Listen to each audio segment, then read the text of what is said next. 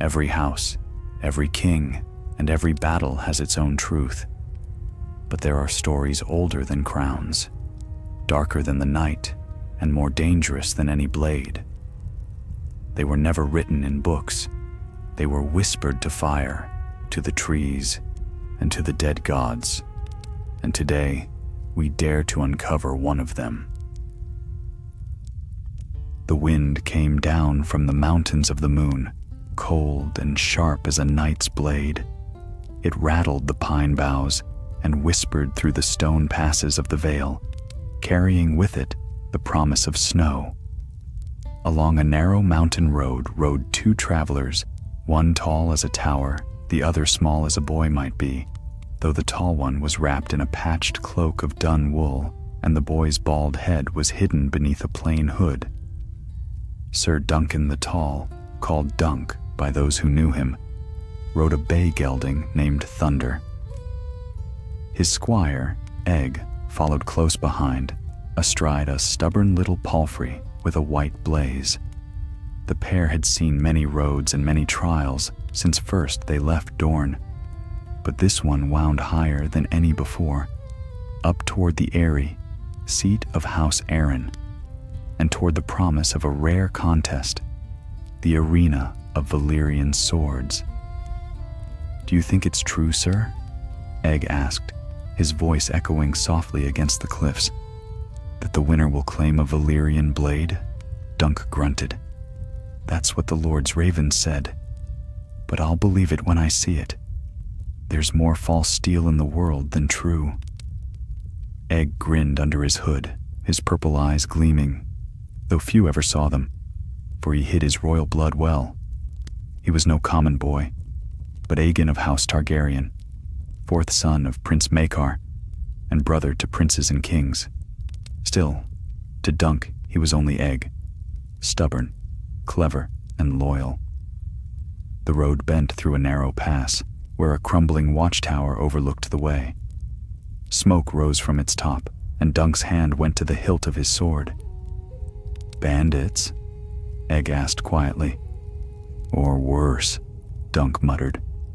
They climbed until they came upon the tower's gate. A pair of men lounged by the entrance, one missing an ear, the other with a scar that cut through his beard. Both wore pieces of mismatched armor. The scarred man stepped forward. "Road's closed unless you've coin for passage." Dunk frowned. "Since when does House Arryn charge tolls to travelers?" The man spat. "Since Lord Arryn can't guard every road, pay or turn back." Egg shifted uneasily, but Dunk dismounted, towering over the men like a tree over saplings. "I'll not pay thieves for walking the King's Road." The scarred man drew a short sword, but Dunk was faster. His steel flashed once, and the man's blade clattered away, his wrist numbed by the blow. The other backed off, muttering curses. "Tell your fellows the Vale's not theirs to sell," Dunk said, mounting again. As they rode on, Egg looked back. "You could have killed them." "Aye," Dunk said, "but killing's easy. Walking away's harder. A knight should do the harder thing." By the time the sun dipped low, they reached a small village perched beside a frozen brook. Smoke curled from a tavern's chimney, and the smell of stew drifted into the cold air. Inside, warmth and noise greeted them. Laughter, the crackle of fire, and the clang of a mug against the table. "2 bowls and a bed if you've got 'em," Dunk said to the innkeep, a round man with red cheeks. The innkeep nodded. "And where might you be bound, sir?" "Up to the Eyrie, for the tourney." That caught the attention of several nearby men. One turned, a lean fellow with a hawk on his doublet. "You'll not be the only one, Sir Knight. Every hedge knight and sellsword in the Vale's heading there. They say Lord Arryn himself will preside." "And the prize?" asked another. "A Valyrian sword. Is it true?" The lean man smirked. "Aye, they call it Darkfall, blade of black steel and silver ripples. said to come from the Danes of old, before Dorne took it back. Whoever wins the arena wins the sword. Egg leaned close to Dunk. You could win it, he whispered. A true knight deserves a true sword. Dunk said nothing. He had no fine armor, no noble name. He had his size, his strength, and his heart, but in the Vale, that might not be enough. Later that night, as Egg slept, Dunk sat by the dying fire. Around him, the tavern hummed with quiet voices. 2 knights spoke in low tones nearby. They say a black dragon rides again, one whispered. A Blackfire, in the Vale. Disguised, perhaps, but he'll show himself at the arena. Dunk's eyes narrowed. The Blackfires, bastards of the Targaryens, had brought war to the realm more than once, and every time good men died for their pride. He thought of Egg's secret, and how dangerous such talk might be. The next morning, they set off again.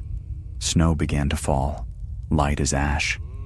As they rode higher, the trees thinned, and the air grew sharp. When at last they saw the Eyrie in the distance, white and shining against the blue sky, Egg gasped. It looks like it's floating, he breathed. Dunk smiled faintly. Aye, the Eyrie's nearer the heavens than the earth. At the foot of the mountain, banners rippled in the wind. Falcons, lions, moons, and dragons. Knights and squires filled the camp below, tending horses and polishing armor. The arena of Valyrian swords had drawn them all, lords and lowborn alike, each dreaming of glory.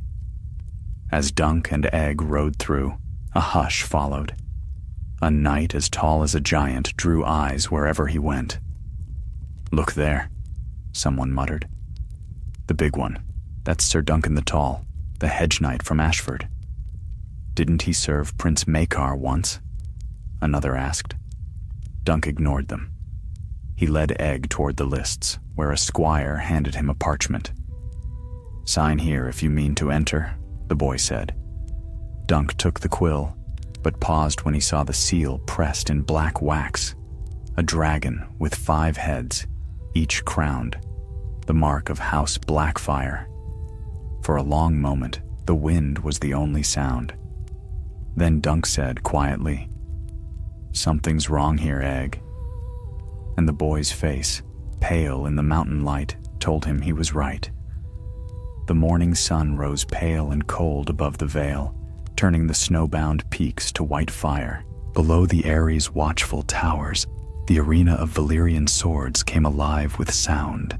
The clang of steel, the stamp of horses, the low hum of hundreds gathered for glory. Sir Duncan the Tall stood beside Thunder, tightening the horse's girth while Egg polished his helm.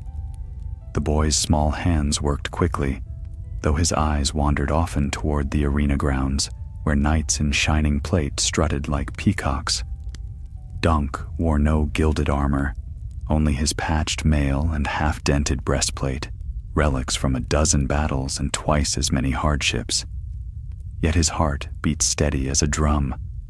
He had fought in tourneys before, and though luck was a fickle friend, his sword arm had never failed him when it mattered most. Still, there was something uneasy in the air that morning.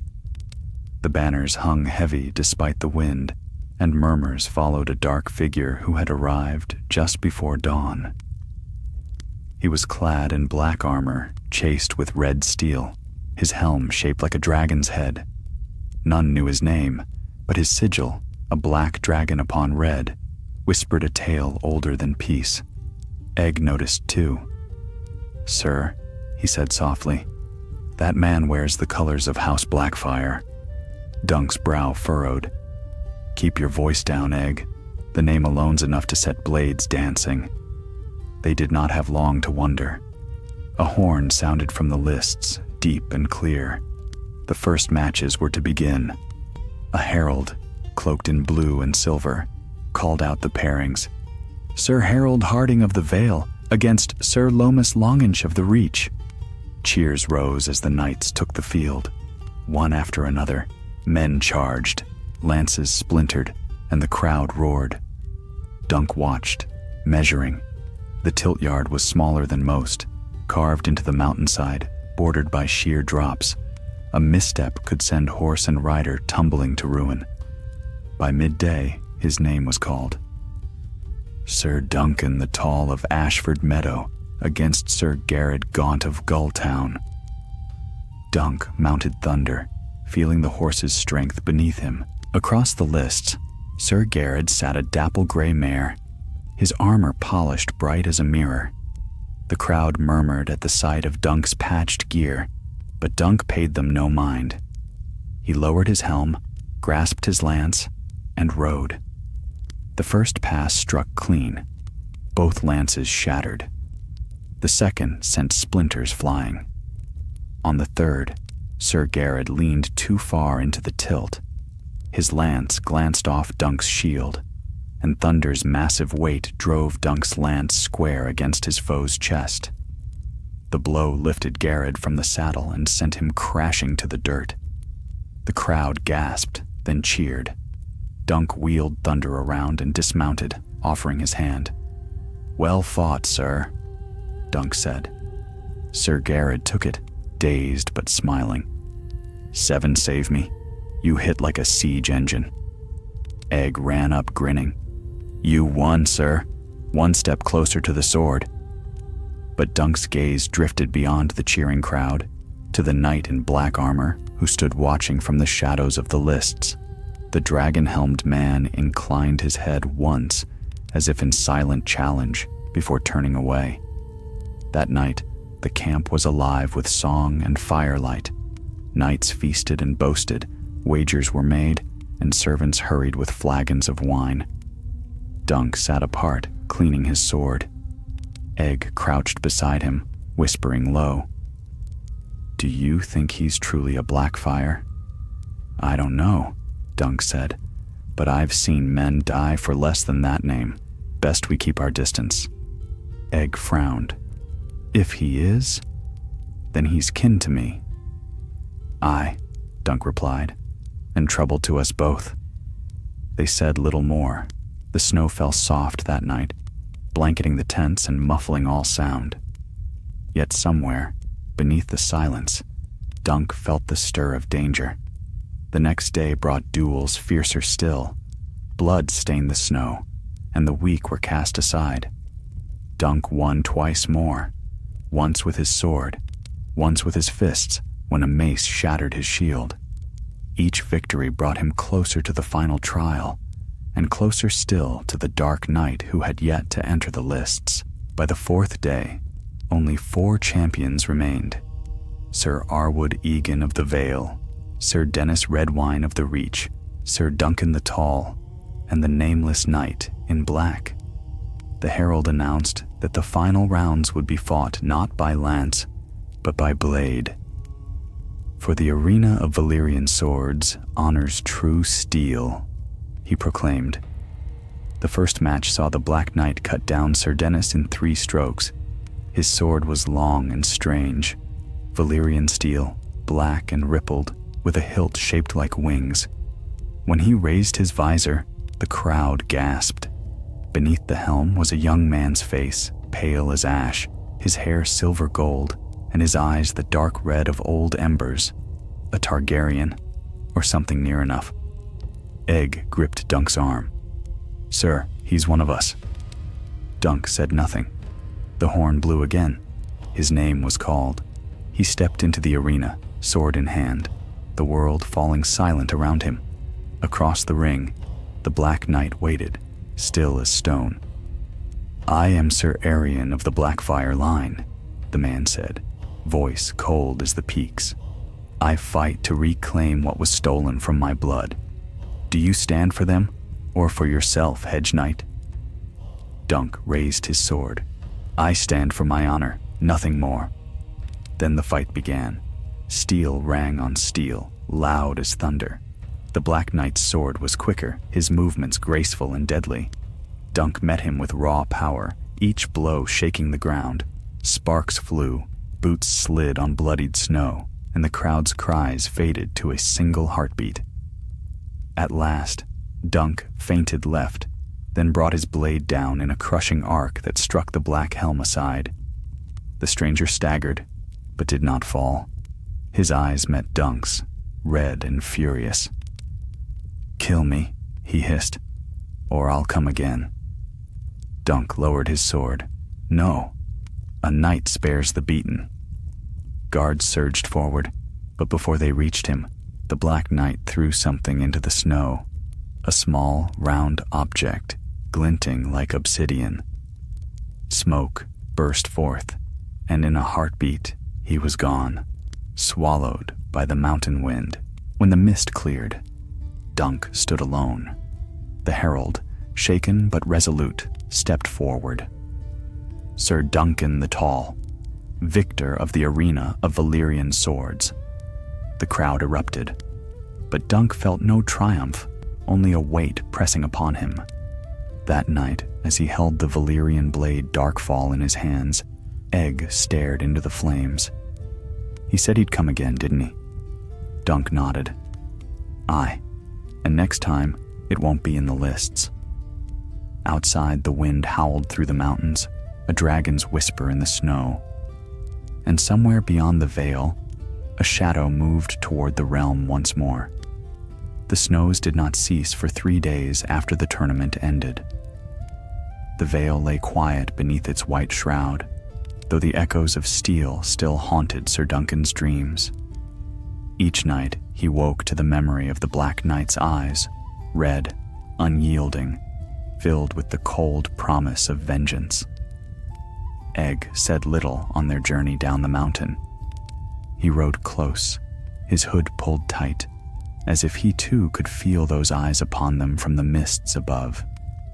By the 4th morning, they reached a small holdfast at the edge of the valley, a lonely stone hall surrounded by bare apple trees and frost-bitten earth.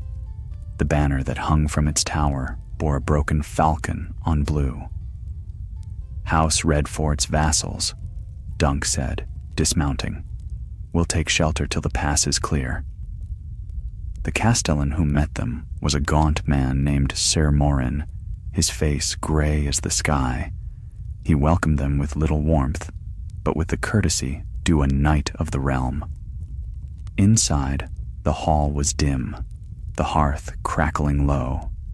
"You rode in the arena," Ser Morin said, studying Dunk's sword belt. "Words reached us already. You carry Darkfall now." Dunk nodded. "Aye, though I'd trade it for peace and a full belly." The castellan's mouth twitched, not quite a smile. "Peace is rare in these hills. There's been talk of armed men near the eastern passes, not bandits either, well mounted, with dragon banners black as night."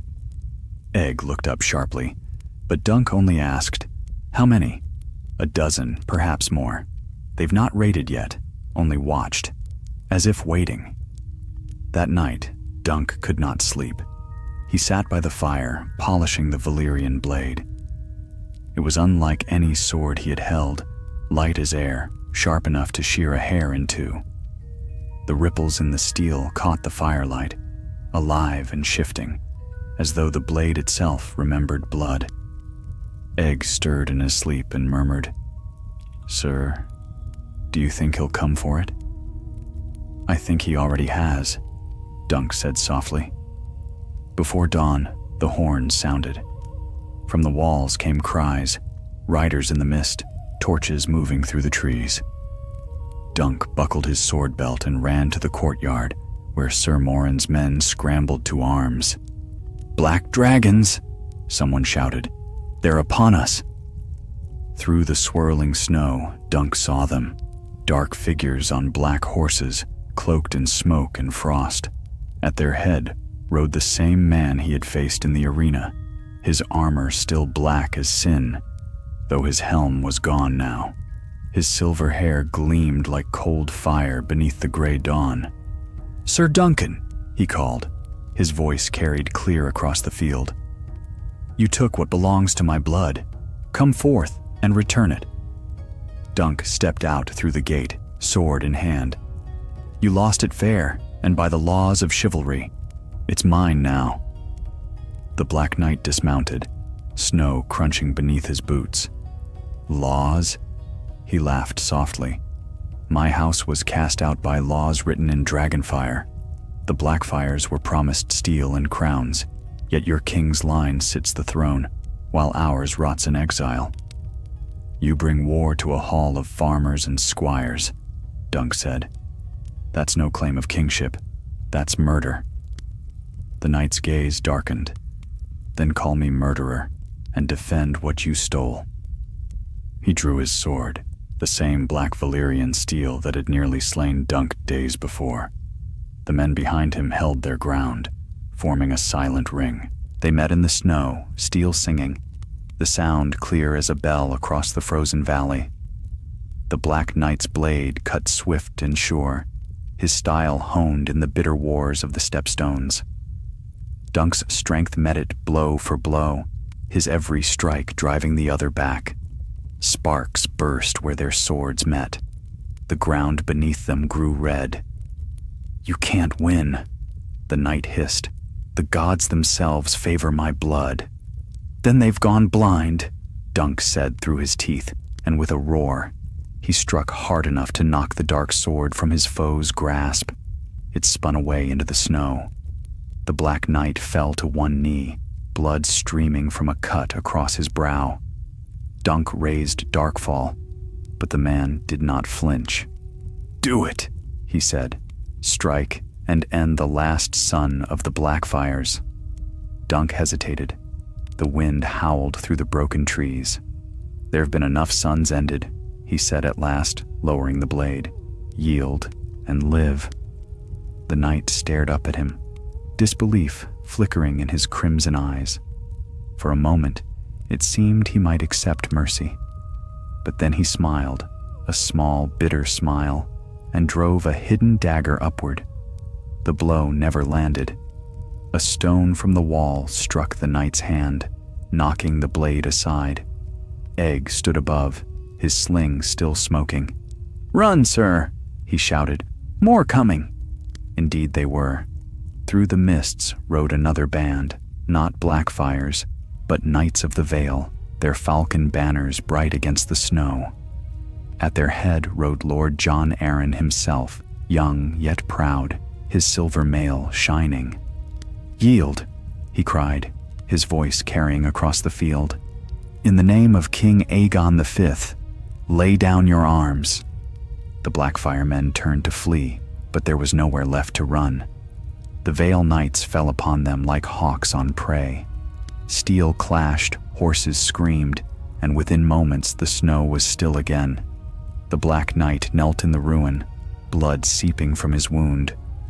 Dunk stood over him once more. "You should have yielded," he said quietly. The knight's lips curved faintly. "A dragon never yields." Then his eyes closed, and he was still. When the field was cleared, Lord Arryn approached. His gaze fell on Darkfall, the dark blade at Dunk's side. "You've won more than a tourney, Sir Duncan. You've ended a rebellion before it began." "I've ended a man," Dunk said. "I'll not boast of it." Arryn nodded solemnly. "You've a knight's heart, plain as day. Keep the sword and keep it well. Valyrian steel should rest in hands that honor it." That night, as snow fell soft upon the dead, Dunk sat by the hall's hearth with Egg. The boy looked weary beyond his years. "Another Blackfire gone," he murmured. "But there'll be more, won't there?" Dunk stared into the flames. "Maybe. But so long as good men stand for the realm, they'll never rule it." Egg turned toward him, eyes gleaming violet in the firelight. "Someday, when I'm king, I'll remember this." Dunk smiled faintly. "Best you remember the men who fell, not just the fight." Outside, the storm eased. The moon broke through the clouds, silvering the sword that lay across Dunk's knees. The ripples in its dark steel shimmered like scales, whispering of old blood and older oaths. And far to the east, beyond the mountains, Another fire burned, unseen, but waiting. The winter in the Vale lingered long after blood had frozen in the snow, and the cries of dying men had faded into the wind. The Blackfire banners were ashes now, scattered to the mountain streams, and peace had returned. Or so it seemed. But peace in Westeros was a fragile thing, like thin ice stretched across a deep lake. Sir Duncan the Tall and his squire remained guests at the small hall for some weeks, as the passes southward were still buried under snow. The Castellan, Sir Vorian, kept a wary eye on the horizon and a wary courtesy for Dunk. Word of the hedge knight who had slain a Blackfire had spread through the Vale like wildfire. Some called him hero. Others whispered he had murdered a prince in cold blood. Dunk cared little for talk. He spent his days helping the garrison rebuild the walls and tending to wounded men who'd survived the skirmish. Egg helped too, though he was restless, ever eager to ride for King's Landing, to be nearer his family and the world he had left behind.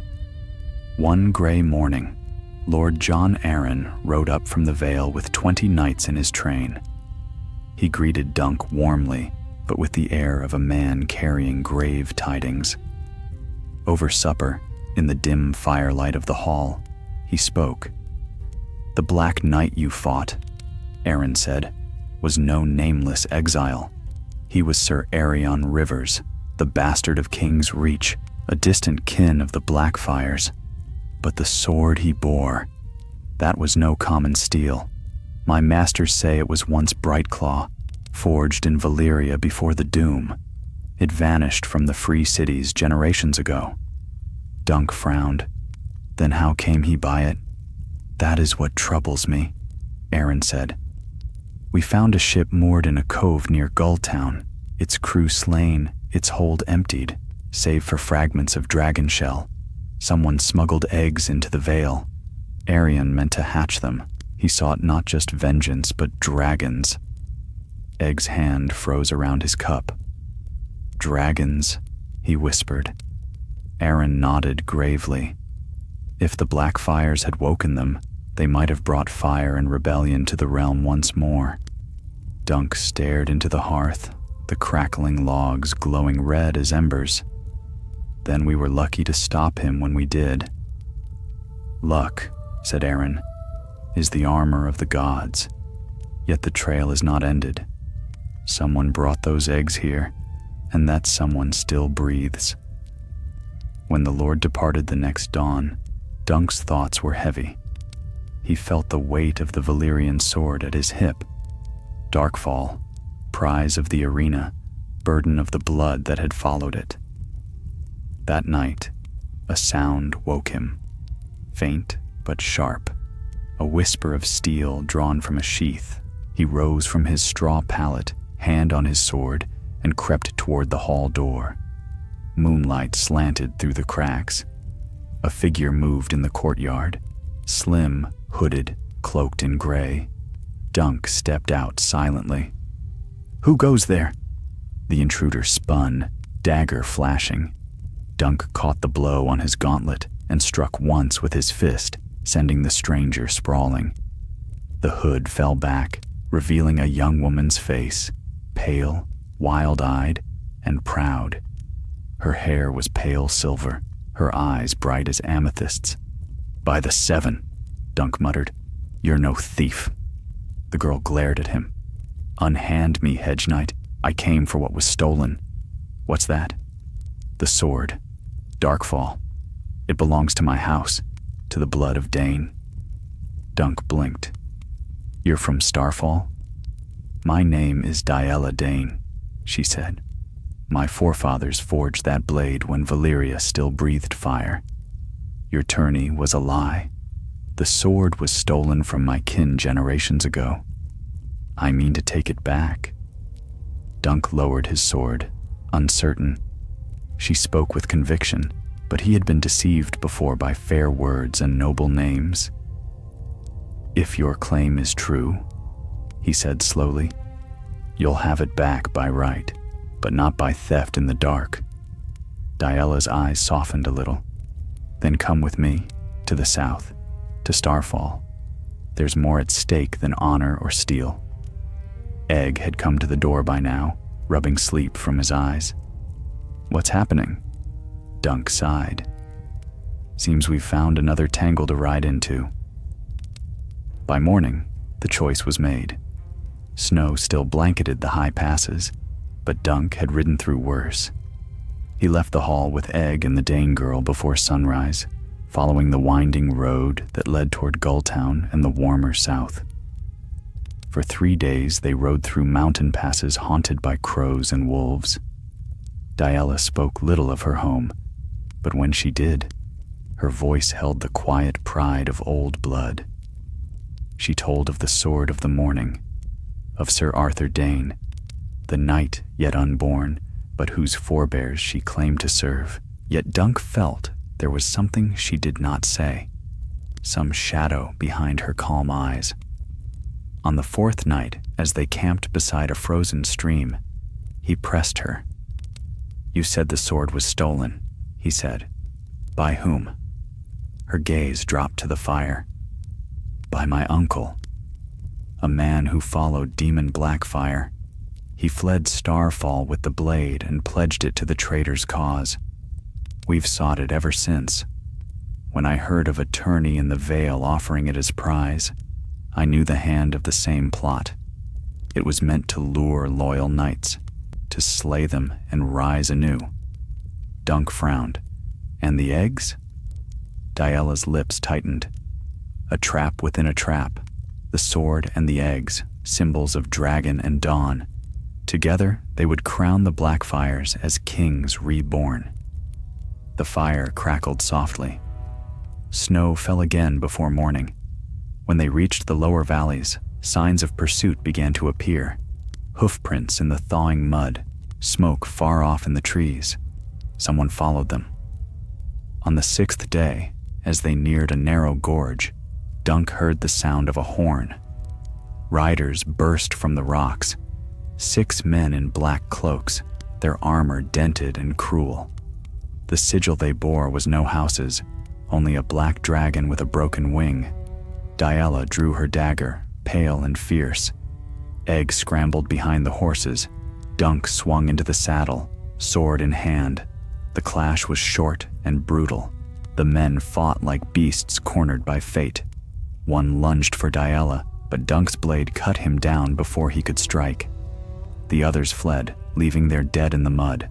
Afterward, Della stared at the corpses, her breath misting in the cold air.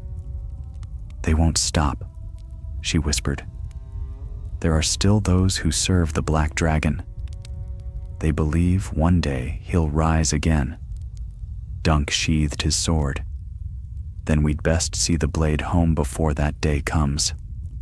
They rode on through the gorge, where the sun broke through the clouds for the first time in weeks. Light spilled across the snow and stone, turning the river below to molten silver. Egg looked back at the mountains, his voice quiet. "Sir, do you think this sword brings trouble wherever it goes?" Dunk glanced down at Darkfall, black and beautiful against the light. "A sword's just steel," he said. "It's the men who chase it that bring the trouble." But even as he said the words, a whisper stirred in the wind, faint, like distant wings. And the boy's eyes, bright and strange, turned toward the south where the sun burned red through the clouds. Something waited there, something that would change their fates once more. They rode south for near a fortnight, the Vale's white peaks giving way to green foothills and then to the frost-bitten fields of the riverlands. The snows thinned as they went, but the air stayed cold and sharp, as if the mountains had left their breath upon their backs. Dunk rode at the head, his broad shoulders hunched in his patched cloak, with Egg and Della close behind. At first, the journey passed in silence. They kept to narrow paths and old forest tracks, wary of men who might still bear the black dragon on their cloaks. But as the days grew longer, and the trees turned from gray to brown. The world softened again. Villages returned to sight, poor hamlets clinging to the edges of rivers, their folk half-starved but kind. In one such place, a mill town along the Green Fork, they took shelter in a tavern whose sign bore a cracked wheel. Dunk paid with the last of their coin, and the innkeep, a stout woman with flour on her sleeves, gave them bread and ale enough to fill their bellies. That night, as Egg nodded off beside the fire, Della turned her gaze toward the sword lying across Dunk's knees. The black steel shimmered faintly in the firelight, its ripples alive with shadows. "It doesn't belong here," she said softly. "This land was never meant to hold such things." Dunk looked up. "You mean Westeros?" She shook her head. "I mean men. Valyrian steel remembers every life it takes. That's what makes it strong and dangerous." He frowned. "A sword's only as dangerous as the hand that wields it." Diala's eyes found his. "And what of the heart behind that hand?" He said nothing after that, though her words settled in him like stones. The next morning, the road turned west toward Harrenhal, whose burned towers clawed the clouds in the far distance. They met few travelers, though once they passed a party of silent men in gray robes, walking barefoot through the frost. Egg watched them go, curious. "Who are they?" he asked. "Brothers of the Quiet Isle," Della said. "They serve the stranger, death and mercy both." Egg frowned. "Death and mercy don't sound much alike." Della smiled faintly. "They are closer than most think." That night they camped beside a stream where reeds grew thick along the banks. Dunk built a small fire and set snares for rabbits. He could see Della sitting apart, her eyes turned to the stars. When he joined her, she spoke before he could ask. "When I was a girl," she said, "my mother told me the stars were swords, 1,000 blades waiting for the worthy. The first sword of the morning took his name from one that fell from the sky. But all swords burn out in the end." "You speak like a meister," Dunk said. She smiled, though there was no mirth in it. "No, only like one who's seen too many men die for steel." Before he could answer, a sound came from the darkness, the crunch of boots in the frost. Dunk rose at once, hand on his sword. Egg leapt to his feet, clutching a burning brand from the fire. 3 riders emerged from the trees, cloaked and hooded. One bore a lantern, another carried a spear. The third, in a cloak of dark blue, raised a gloved hand. "We mean no harm," he called. "Are you Sir Duncan the Tall?" Dunk hesitated. "Aye." The man lowered his hood, revealing a young face with the look of a lord. "I bring word from King's Landing. His Grace Aegon V commands your presence." Egg started so sharply the firelight danced in his eyes. "The king?" The rider bowed his head. "Yes, lad, the king himself. You are summoned south to stand before his court. There are whispers of rebellion yet, and of dragon eggs vanished from the veil." His eyes drifted to the sword at Dunk's hip, and the crown would see that blade safely kept. Dunk exchanged a glance with Della. "Tell his grace will come," he said.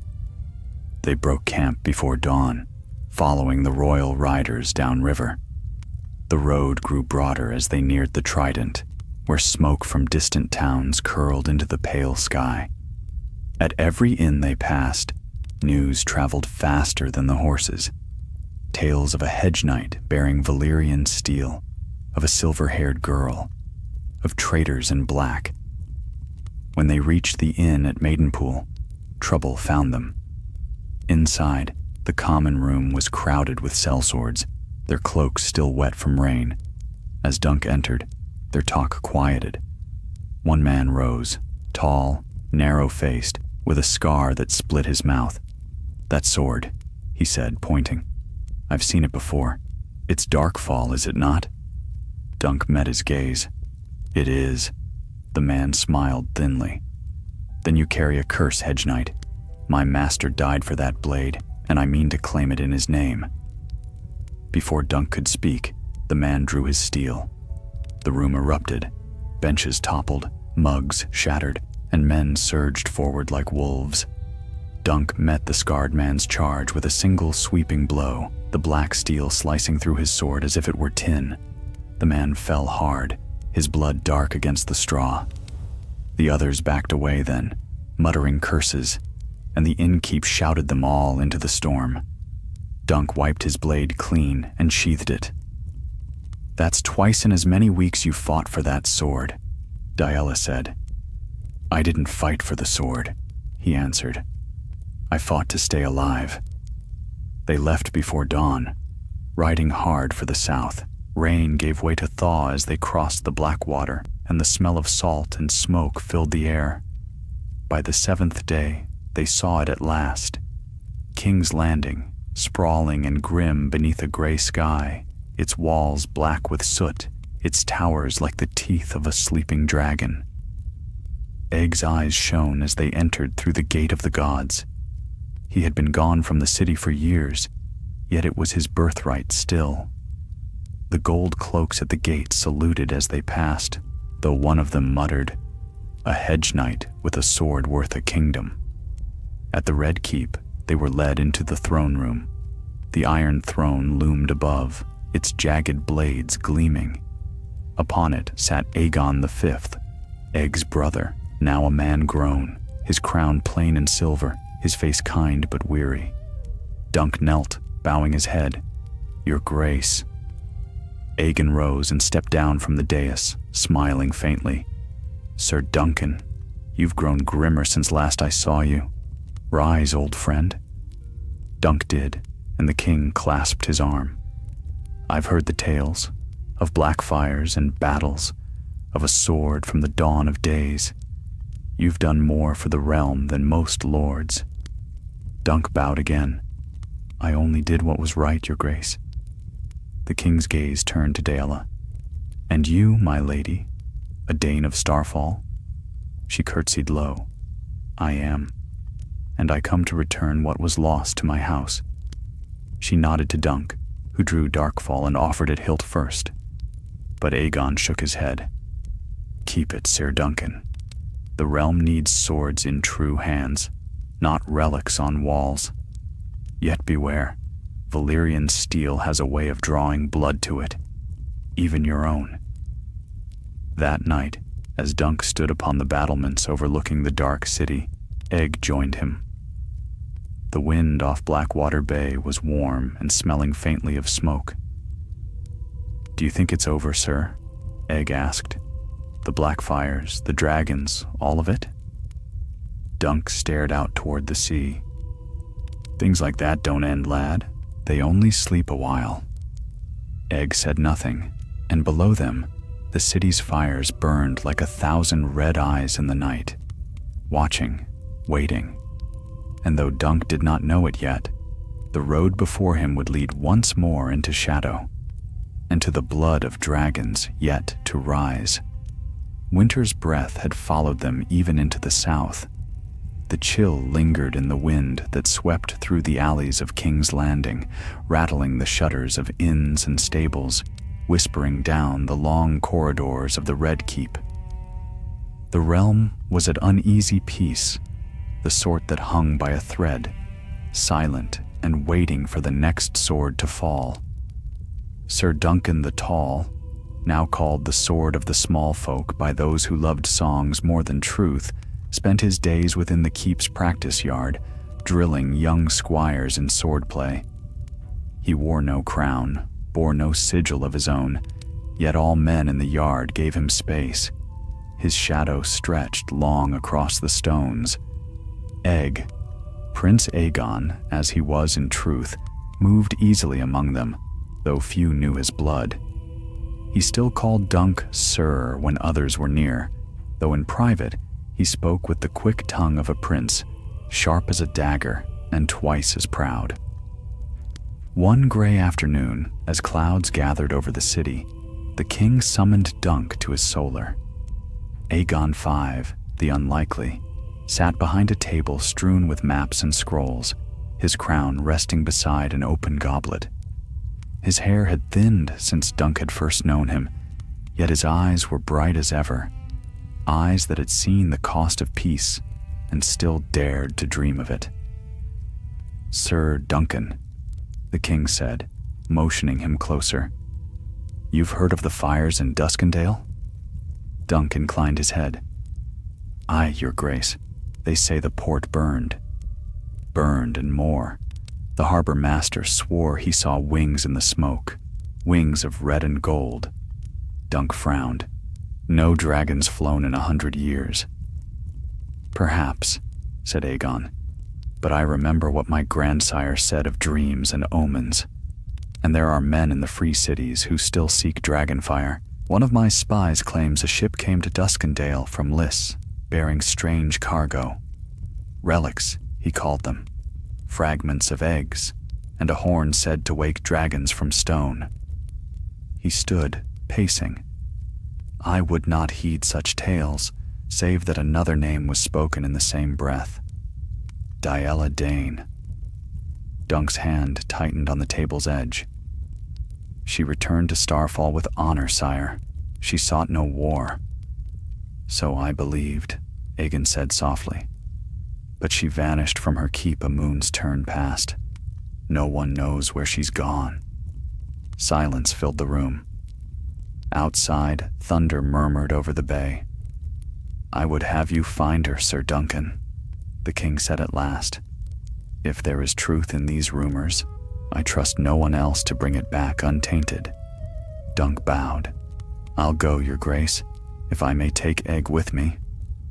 The king smiled faintly. "You always did work best with your shadow at your side. Go then, and may the Seven watch your road." Within a fortnight, Dunk and Egg rode from the city gates under gray skies, bound once more for the western lands. The king's seal granted them passage and coin, though Dunk would have preferred neither. Coin draws eyes, and seals draw knives. Their journey took them through the Reach, where fields lay golden even in winter's chill. Along the Mander, they heard more whispers, of fires that burned with no smoke, of men gone missing near the ruins of Summerhall, and of a woman seen walking beneath the moon, carrying a sword black as night. When they reached an inn at Cider Cross, the innkeep greeted them nervously. "You're not the first knights to pass this way hunting the lady," he said. "Two came before you, pale men in red cloaks, riding fine horses, spoke with accents from across the narrow sea. They said she carried something they meant to claim. Did they find her?" Dunk asked. The man shook his head. "If they did, the gods kept it quiet." That night, Dunk lay awake listening to the wind whistle through the shutters. He dreamed of fire, towers falling, wings unfolding from the ashes, and Diela's eyes, bright as stars and filled with sorrow. When he woke, the coals were cold, and Egg was already saddling the horses. By the 5th day, they reached the edges of the Dornish marches, where red hills rose from the sand like the bones of giants. The road turned hard and narrow, a ribbon of stone cutting through ancient canyons.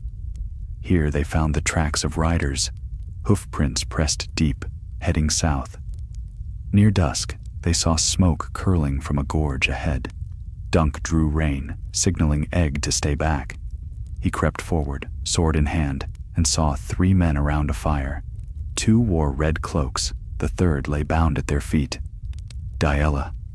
Her face was bruised, her silver hair tangled, but her gaze burned with the same fierce pride. One of the men kicked her shoulder.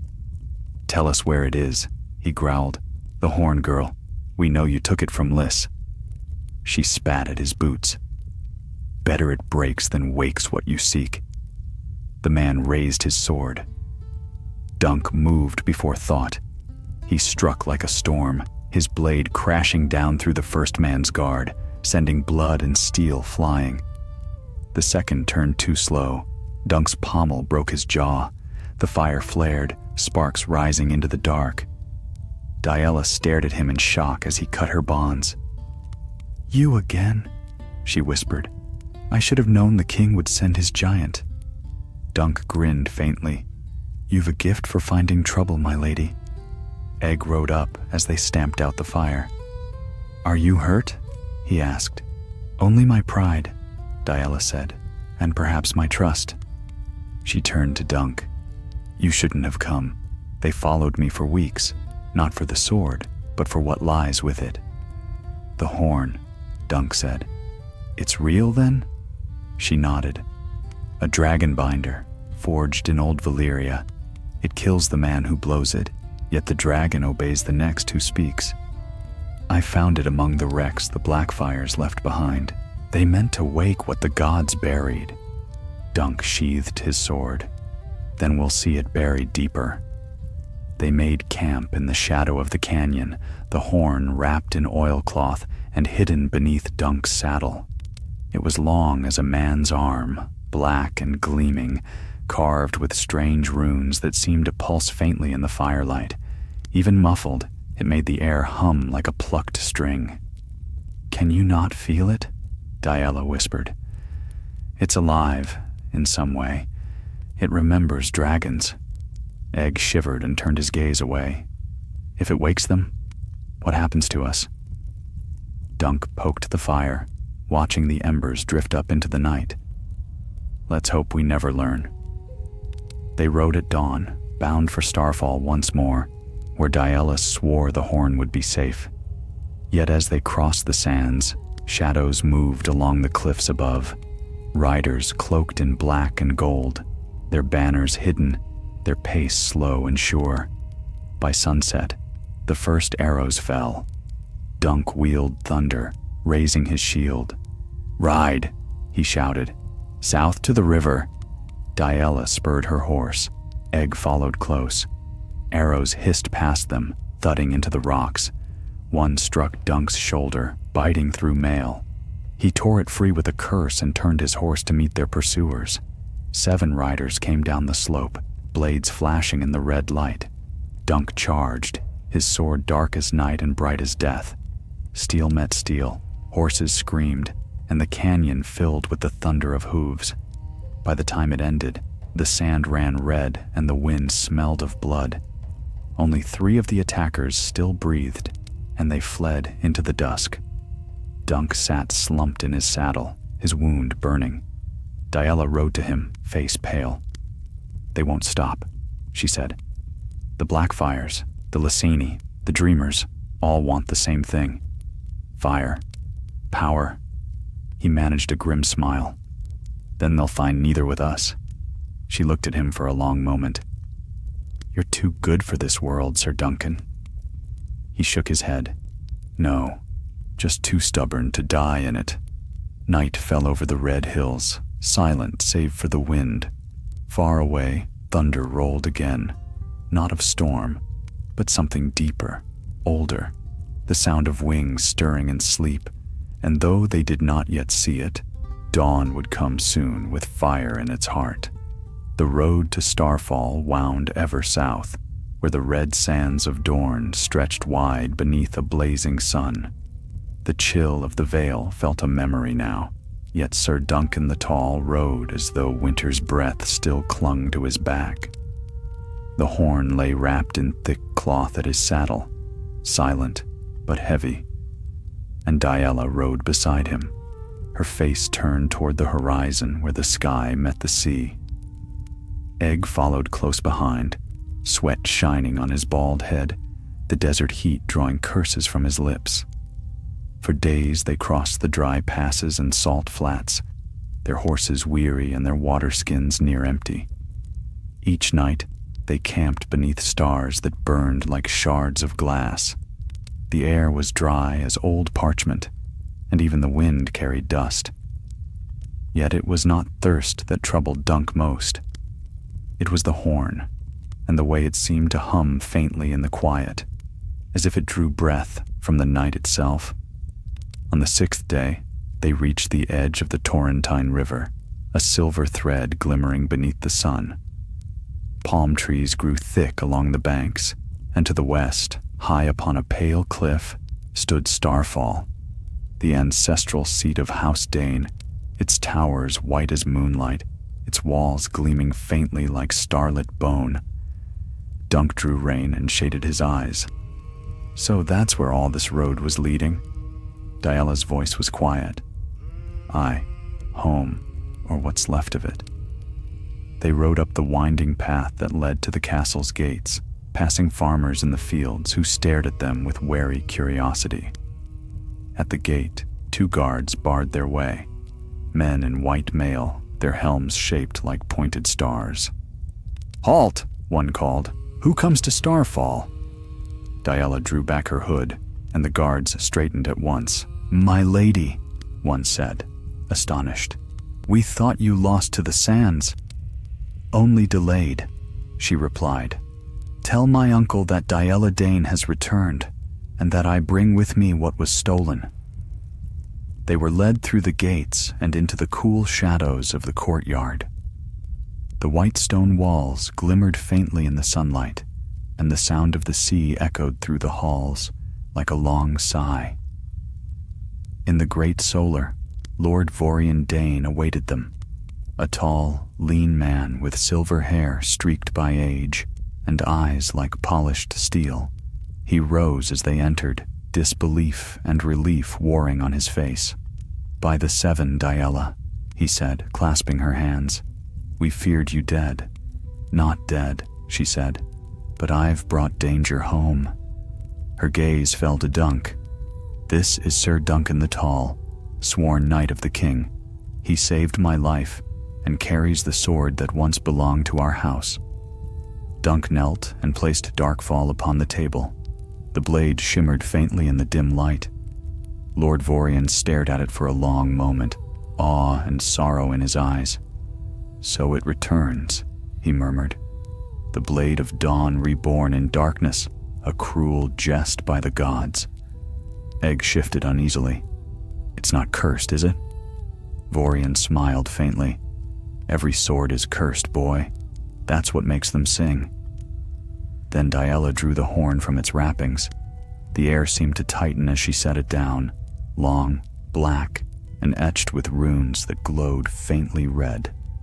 Her uncle's face darkened. "You brought that thing here?" "I had no choice," she said. "The Blackfires hunted me for it. If they ever find it again, the world will burn." Vorian turned to Dunk.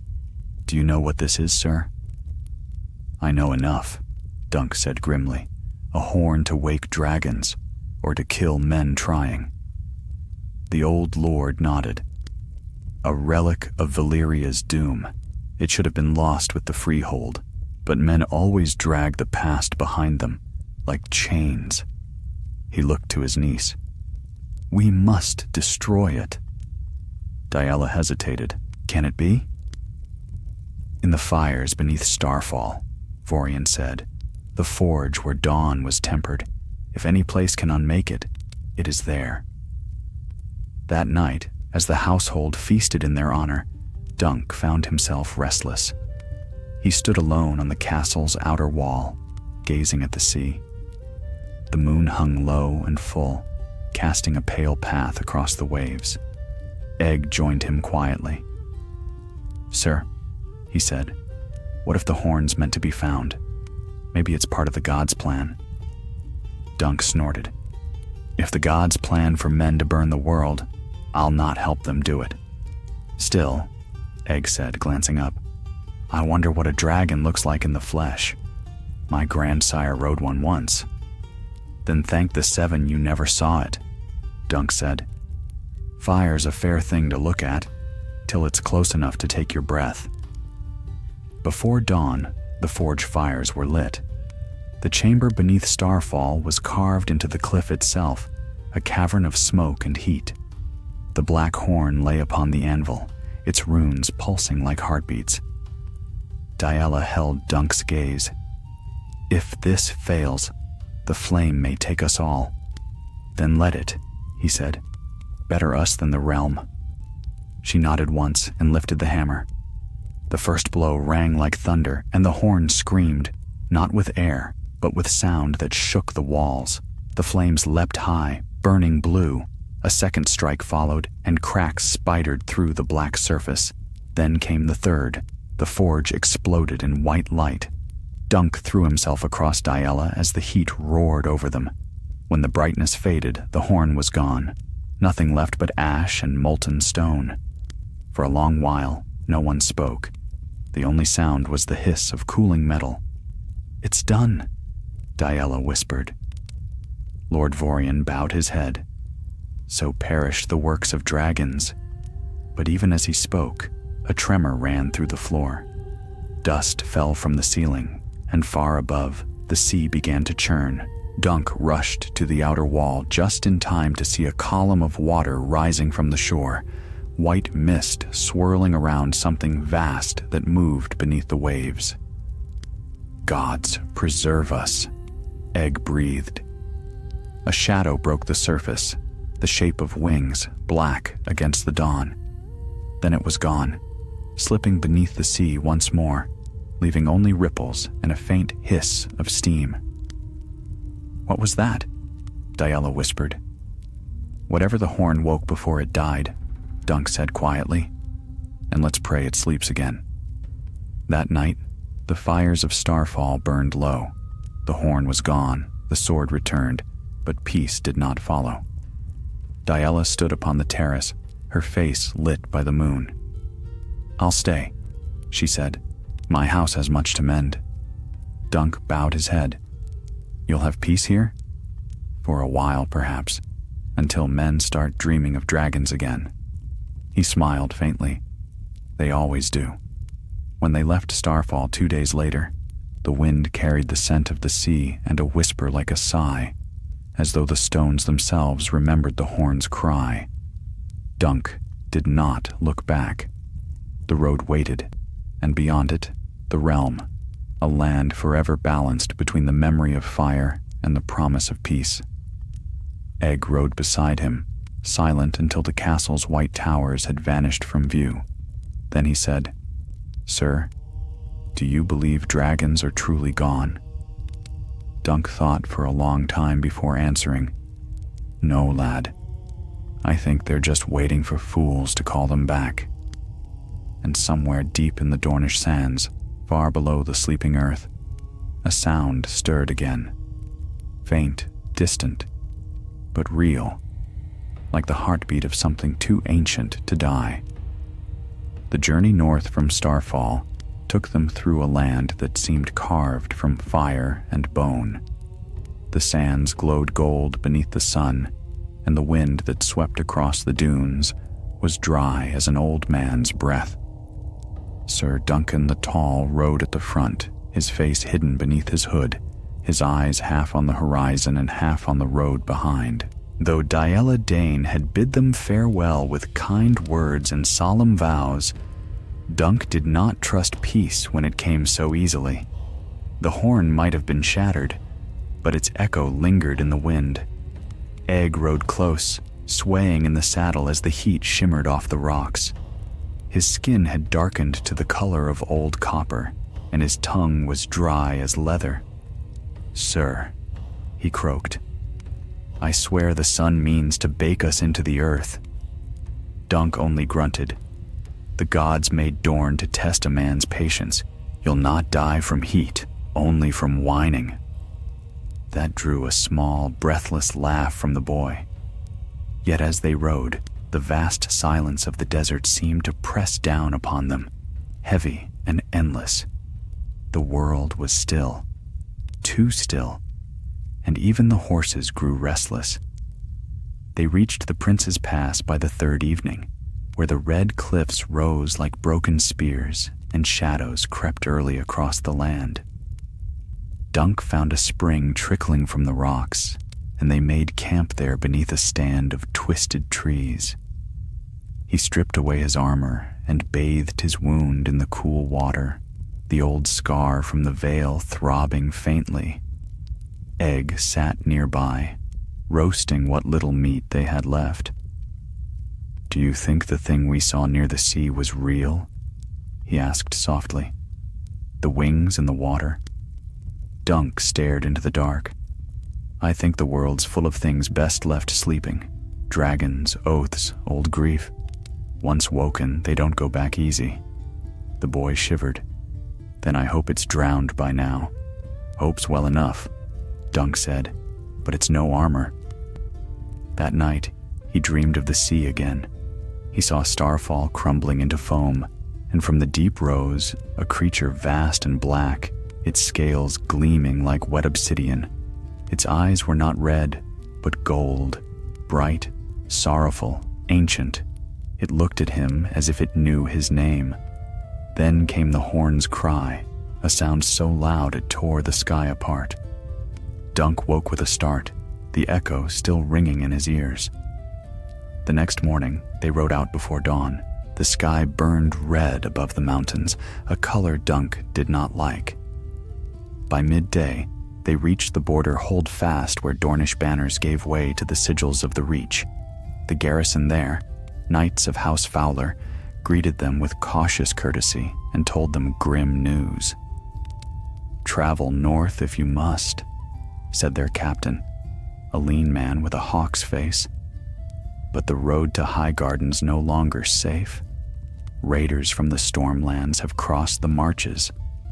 Calling themselves the Sons of the Sword, they claim to fight for some lost king's blood."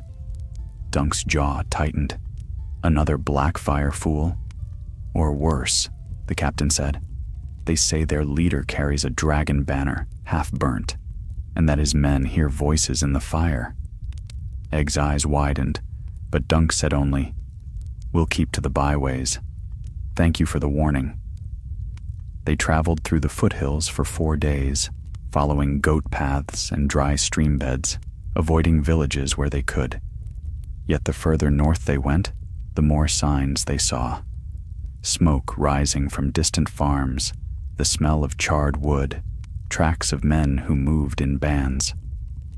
On the 5th evening, they came upon the ruins of a small sept, its stones blackened, its altar toppled.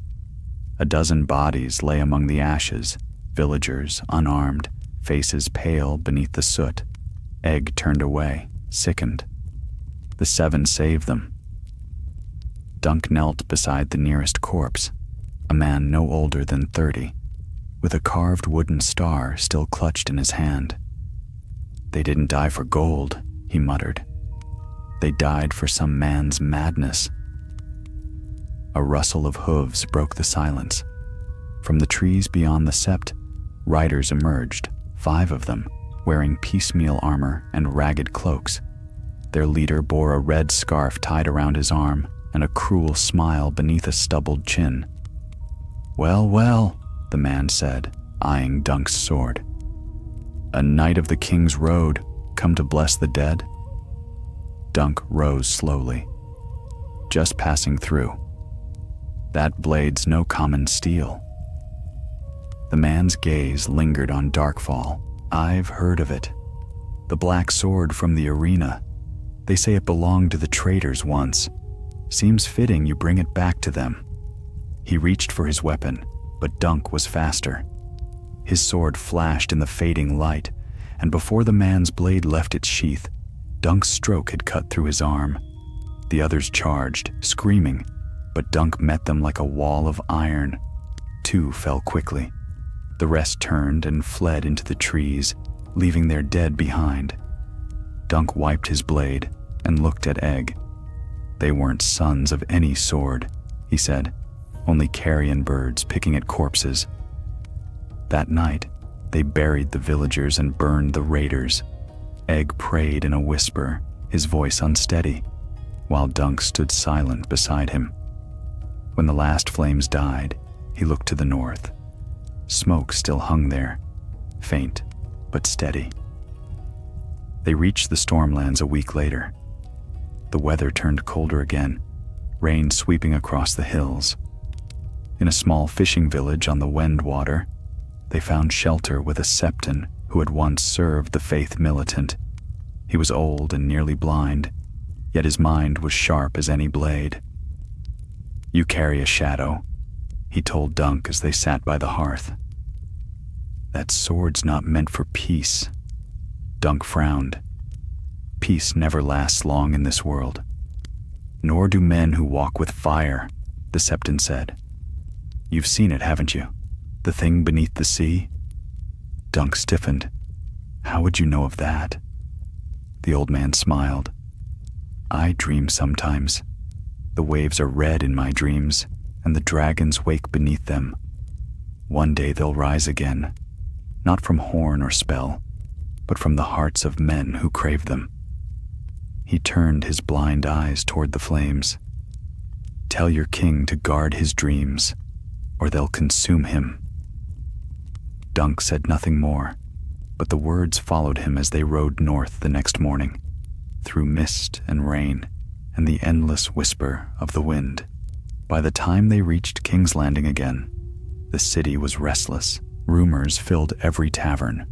A fleet of Lyseni ships sighted near Blackwater Bay, fires along the coast, strange lights in the sky. At the Red Keep, the king's chamberlain met them at the gate. "His Grace waits for you in the hall," he said. "There's news, grave news." They climbed the long stairs in silence. In the throne room, Aegon V sat not upon the iron throne, but before it, his crown set aside. His face was drawn, his eyes dark with sleeplessness. "Sir Duncan," he said, "you've done all I asked and more. Yet while you were gone, the sea itself has turned against us. Ships vanish in fog, and sailors speak of shapes that follow them beneath the waves." He looked up slowly. It seems what was broken at Starfall was not destroyed, only changed. The hall fell silent. Outside, thunder rumbled over the bay, and the air trembled faintly. A deep, distant sound, too steady to be storm alone. Dunk felt it in his bones then. A pulse, slow and vast, echoing from somewhere far below. Something in the depths was stirring again. The skies above King's Landing had turned a deep, bruised gray. For days the city seemed to hold its breath, waiting for something unseen. The sea wind carried salt and fear alike, and gulls wheeled low over the harbor, crying as though warning of a coming storm. Within the Red Keep, torches burned at all hours, their flames flickering as if troubled by some invisible hand. The small council met each morning, but their voices carried no comfort, only talk of vanished ships, coastal towns abandoned, and fishermen who swore they had seen shadows writhing beneath the waves. Sir Duncan the Tall stood by one of the narrow windows of the King's Solar, watching rain slide down the glass. His armor was polished but plain, his cloak dark with damp. Behind him, Egg, or King Aegon V, as all now must call him, sat bent over a sheaf of parchment. His crown lay forgotten beside him, and the candlelight made the silver of his hair gleam like a ghost's halo. "You look like a man who hasn't slept in a moon's turn," Dunk said at last. Aegon smiled faintly without lifting his head. "When kings sleep, the realm dreams of chaos. I'd rather stay awake." Dunk grunted. "Aye, well, the realm's been dreaming too much lately. Dreams of dragons and drowned men." At that, the king's eyes rose, bright, hard, and weary. "You saw it, Dunk, at Starfall. You saw what rose from the sea." "I saw a shadow," Dunk replied. "Maybe wings, maybe waves. I can't swear which." "Others have sworn," said Aegon. "A ship from Gulltown limped into port last night. Its captain claims his crew was set upon by something that burned beneath the water. He lost half his men before the rest fled into the mist." The silence that followed was heavy. Dunk turned back to the window, watching the rain turn to sleet. "And what would you have me do about it?" Aegon pushed the parchments aside and stood. "Find the truth. I can't send a fleet on ghost stories, but I'll not sit idle while the coast burns. You'll ride to the Stormlands, to Blackhaven first. Lord Dondarrion's scouts have reported strange lights on the cliffs, purple and gold, like dragon fire. Dunk frowned.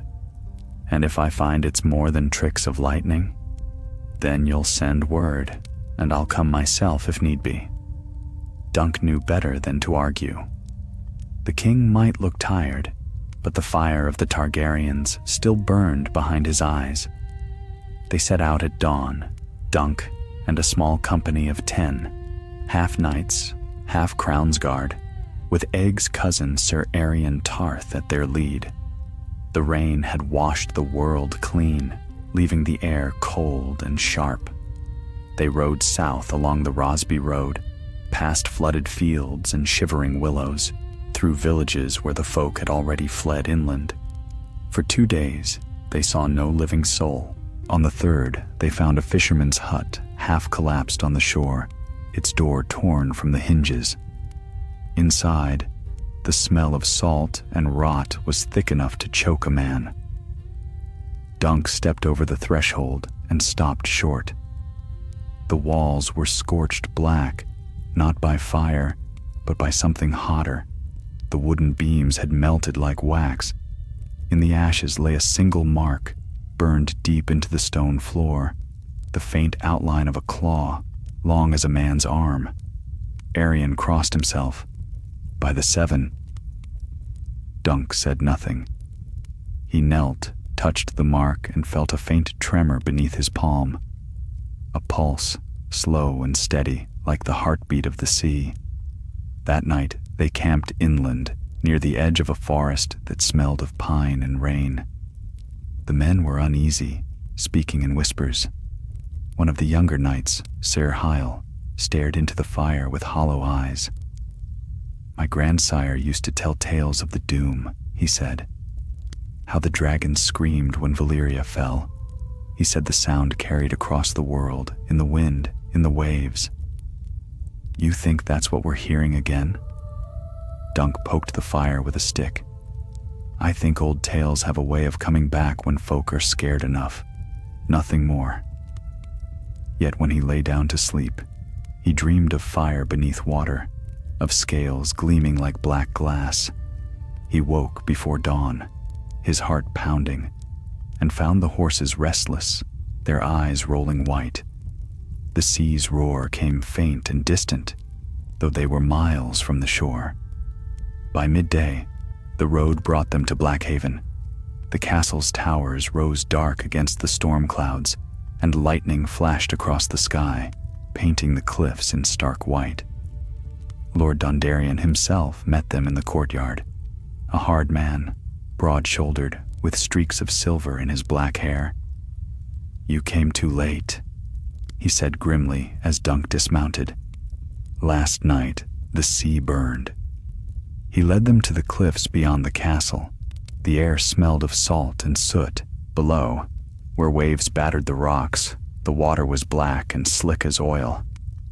"There," said Dondarrion, pointing to the shallows. "We found a ship half melted, its hull fused to the stone, and that—" Dunk followed his gesture and froze. Half buried in the sand lay the skeleton of something vast.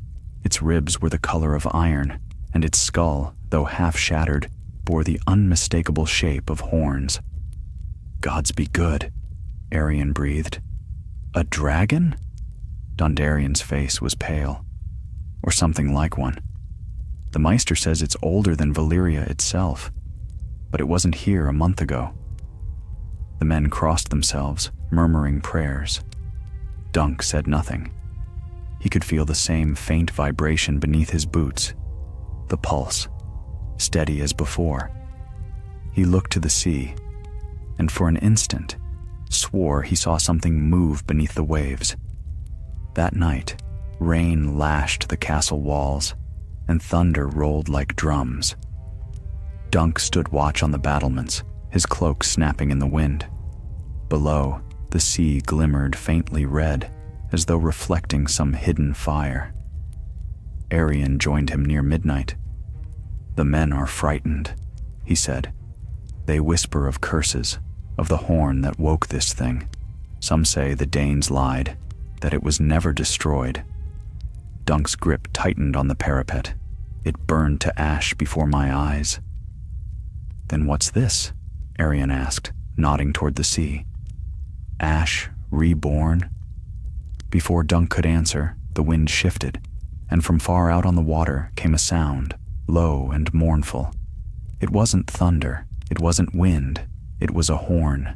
The men on the walls froze.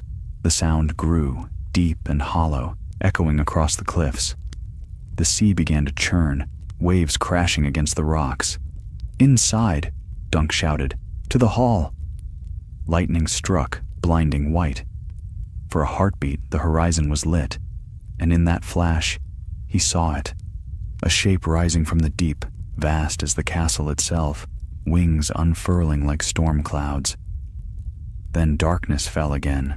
The waves smashed against the cliffs, and the horn's cry faded into the wind. The storm raged till dawn, tearing the banners from their poles. When morning came, the sea was calm once more. But the shore below was changed, blackened, cracked, as though touched by fire that burned cold. Lord Dondarrion's face was ashen when he found Dunk in the courtyard. "Whatever you saw," he said, "you must tell the king. The old world's waking again."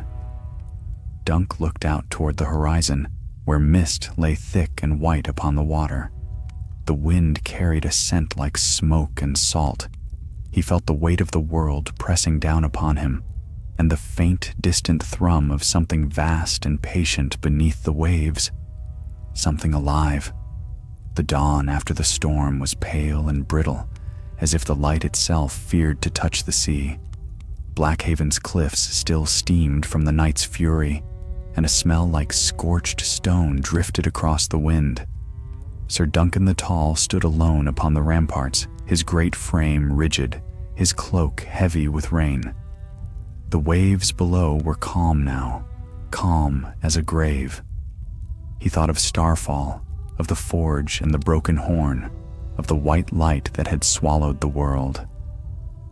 He thought of the shadow rising from the depths, vast and glimmering, and of how its cry had seemed less a roar than a lament.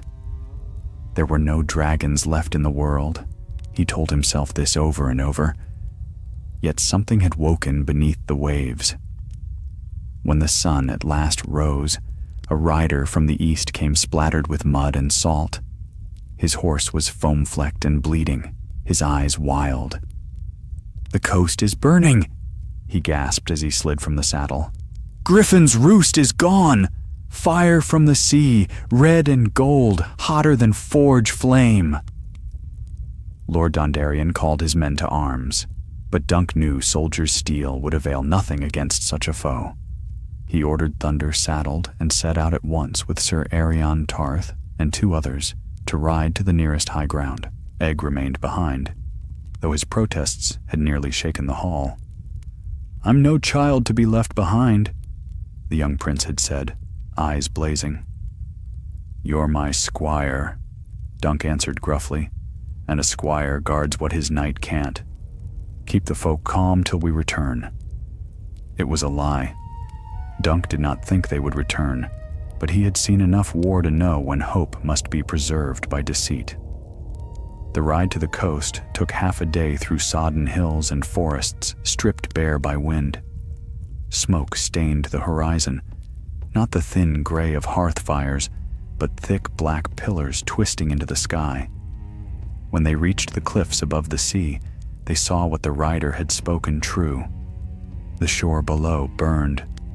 Flames licked across the tide, moving with it, hissing where water met fire. A ship lay broken on the rocks, its timbers glowing like coals. And beyond it, far out upon the waves, the surface of the sea bulged, as if something vast moved just beneath the water. Aegon swore softly. "The gods have abandoned us." "Not yet," Dunk said, "but they're watching." They descended to the beach as far as the heat allowed. Dunk felt the sand tremble underfoot, faintly, rhythmically, like the beating of a buried heart. The wind that came off the sea was strange, hot one moment, cold the next, as if drawn from a furnace and a tomb both. Then the waves parted. A shape rose from the depths, not fully, not yet, but enough. A ridge of scaled hide broke the surface, black and slick, glimmering like obsidian. Fins like shattered sails jutted from its sides, and at its center, 2 eyes opened, golden, vast and full of sorrow. No roar came, only a sound like breath, deep and endless. "Back!" Dunk shouted. "To the horses!" They turned and ran, the sea exploding behind them. Water crashed against the cliffs, sending stones tumbling. Dunk mounted Thunder and spurred him hard up the slope. Behind him, Aerian's men rode close, one clutching a broken arm, the other bleeding from the head. At the crest, Dunk turned once more. The thing in the sea had sunk again, leaving behind only boiling waves. The smell of sulfur filled the air. Aerian was panting. "You saw it, sir. Tell me I'm not mad." "You're sane enough," Dunk said grimly, "but the world's not." They rode through the night to Blackhaven. When they reached the gates, Egg was waiting, pale-faced and furious. "You saw it, didn't you? It's real." Dunk swung down from his saddle, too weary to argue. "Aye, it's real, and it's not done with us." Lord Dondarrion wasted no time. Messengers were sent to King's Landing, to Storm's End, to Old Town. But messages move slower than fire, and before a raven could reach the capital, word came from the Trident. Ships wrecked, harbors flooded, men gone mad from dreams of dragons that sang beneath the waves. That night, a storm of another kind came. The sky turned red at the horizon, and lightning forked across the clouds. Dunk stood again upon the battlements, watching as the sea glowed faintly, pulsing in rhythm with the thunder. He heard footsteps behind him and turned to find Egg. The boy's cloak was too large for him, whipping about in the wind. "The king will want you back," Egg said quietly. "He'll want to see it with his own eyes. He'll want to fight it," Dunk replied. "And that'll be the death of him." Egg's eyes met his, solemn and bright. "It's the blood in us. We can't help it." For a long while they stood in silence watching the storm. When Dunk finally spoke, his voice was low. "There's a story the small folk tell," he said, "about dragons dying in the sea after the doom. They say their bones turned to stone, and their hearts kept beating under the waves. Maybe that's what we saw, the world remembering its own sorrow." Egg shivered. "If the world remembers its sorrow, what happens to us?" Dunk had no answer.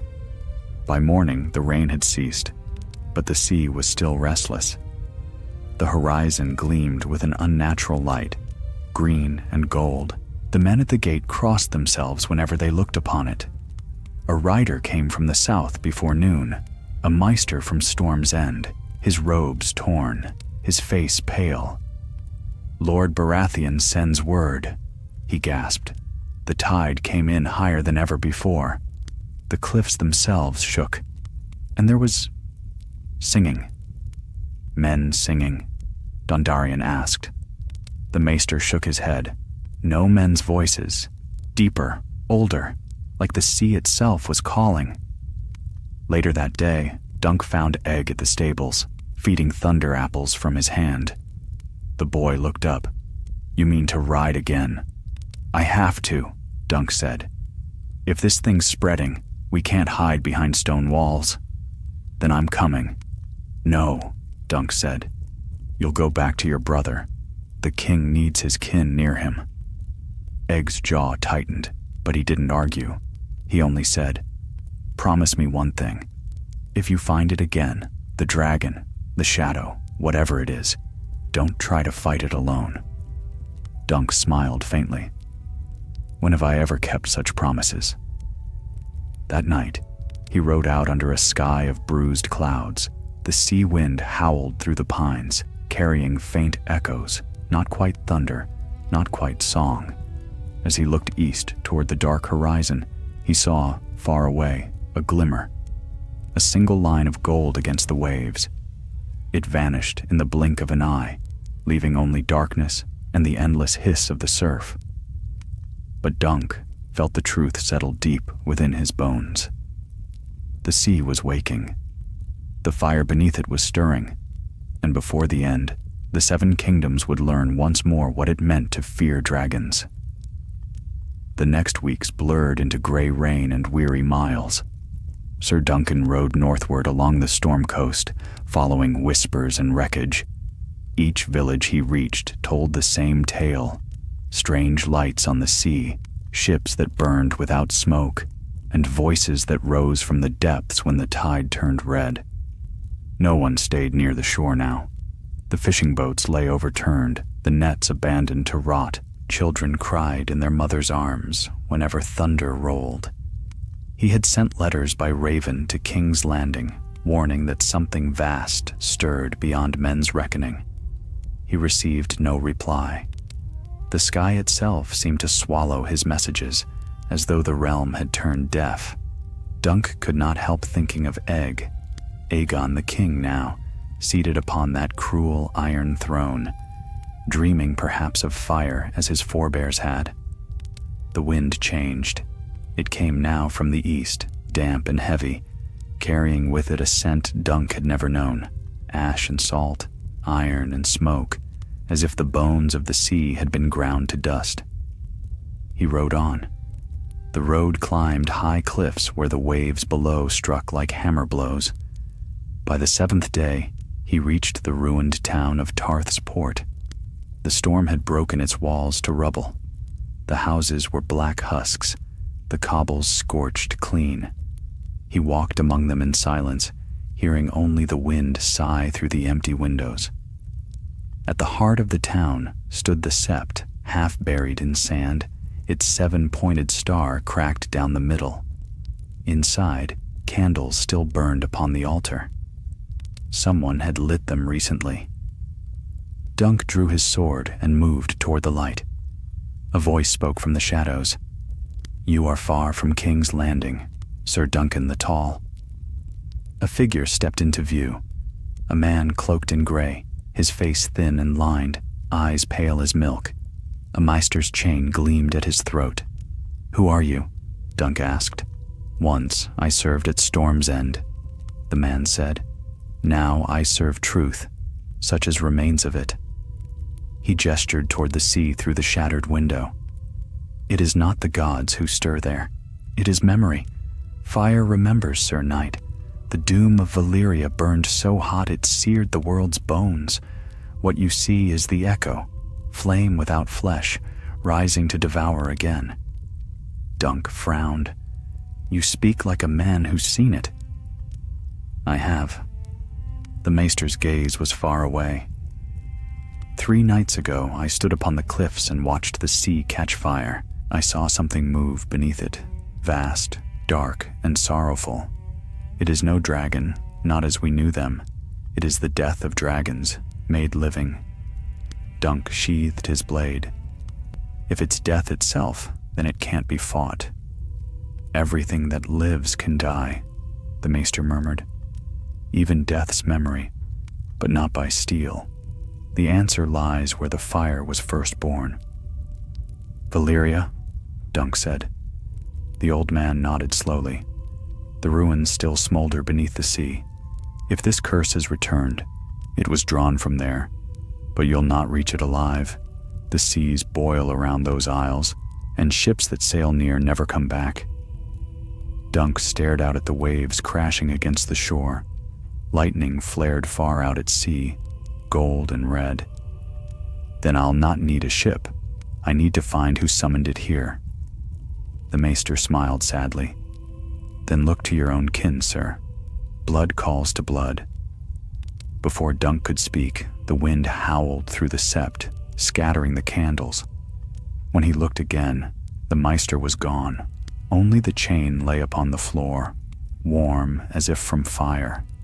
He left the ruined town before dawn, the weight of those words heavy in his mind. blood calls to blood. Could he have meant egg? No. Aegon had spent his reign seeking peace, not power. Yet Dunk remembered the glint in the young king's eyes, the hunger that lurked beneath duty. By the time he reached the river road, he rode beneath clear skies once more. The land here was rich with spring, green and sweet-smelling, but the air still carried that faint taint of ash.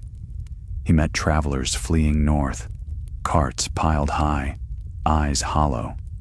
They spoke of omens, comets blazing red at night, beasts born without eyes, dreams of cities burning beneath the sea. At dusk, Dunk camped beneath a ruined watchtower overlooking the Blackwater. He built a small fire, though its warmth brought him no comfort.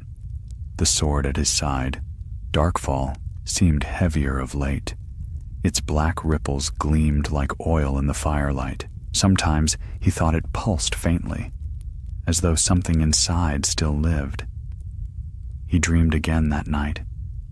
The world was water and flame. He stood upon a shore of bones, watching dragons crawl from the surf. Great serpents of smoke and shadow, their eyes like burning coals. At their head came a man clad in black mail, his face hidden by a dragon helm. When he spoke, the sound was the sea itself. Fire calls to fire, Duncan. Even kings cannot quench it. He woke to thunder. The night was clear, yet the earth shook. From the horizon rose a glow, green and gold, brighter than dawn. The sea itself seemed to burn once more, but this time the fire did not fade. At daybreak, Dunk rode hard for King's Landing. When he reached the city 2 days later, chaos reigned. The harbor was a graveyard of ships. The people filled the streets, crying that the gods had abandoned them. Smoke drifted from the bay, and the smell of burning salt stung the air. At the Red Keep, he found the king in council with his lords. Aegon's face was pale, his eyes fever bright. Maps and scrolls lay scattered across the table. "Sir Duncan," he said when Dunk entered, "you've seen the coast. You know what comes." "I've seen it," Dunk said, "and I've heard worse. They say the sea burns from Dorne to the Vale." Aegon nodded grimly. "The maesters say it's alchemy, some trick of the deep. But I've dreamed of dragons, Dunk. I've seen their shadows over the water." "Dreams aren't truth, Your Grace." Aegon's hands clenched on the table. "They were for Daenerys the Dreamer. They were for Aegon the Conqueror. Why not for me?" Dunk stepped forward.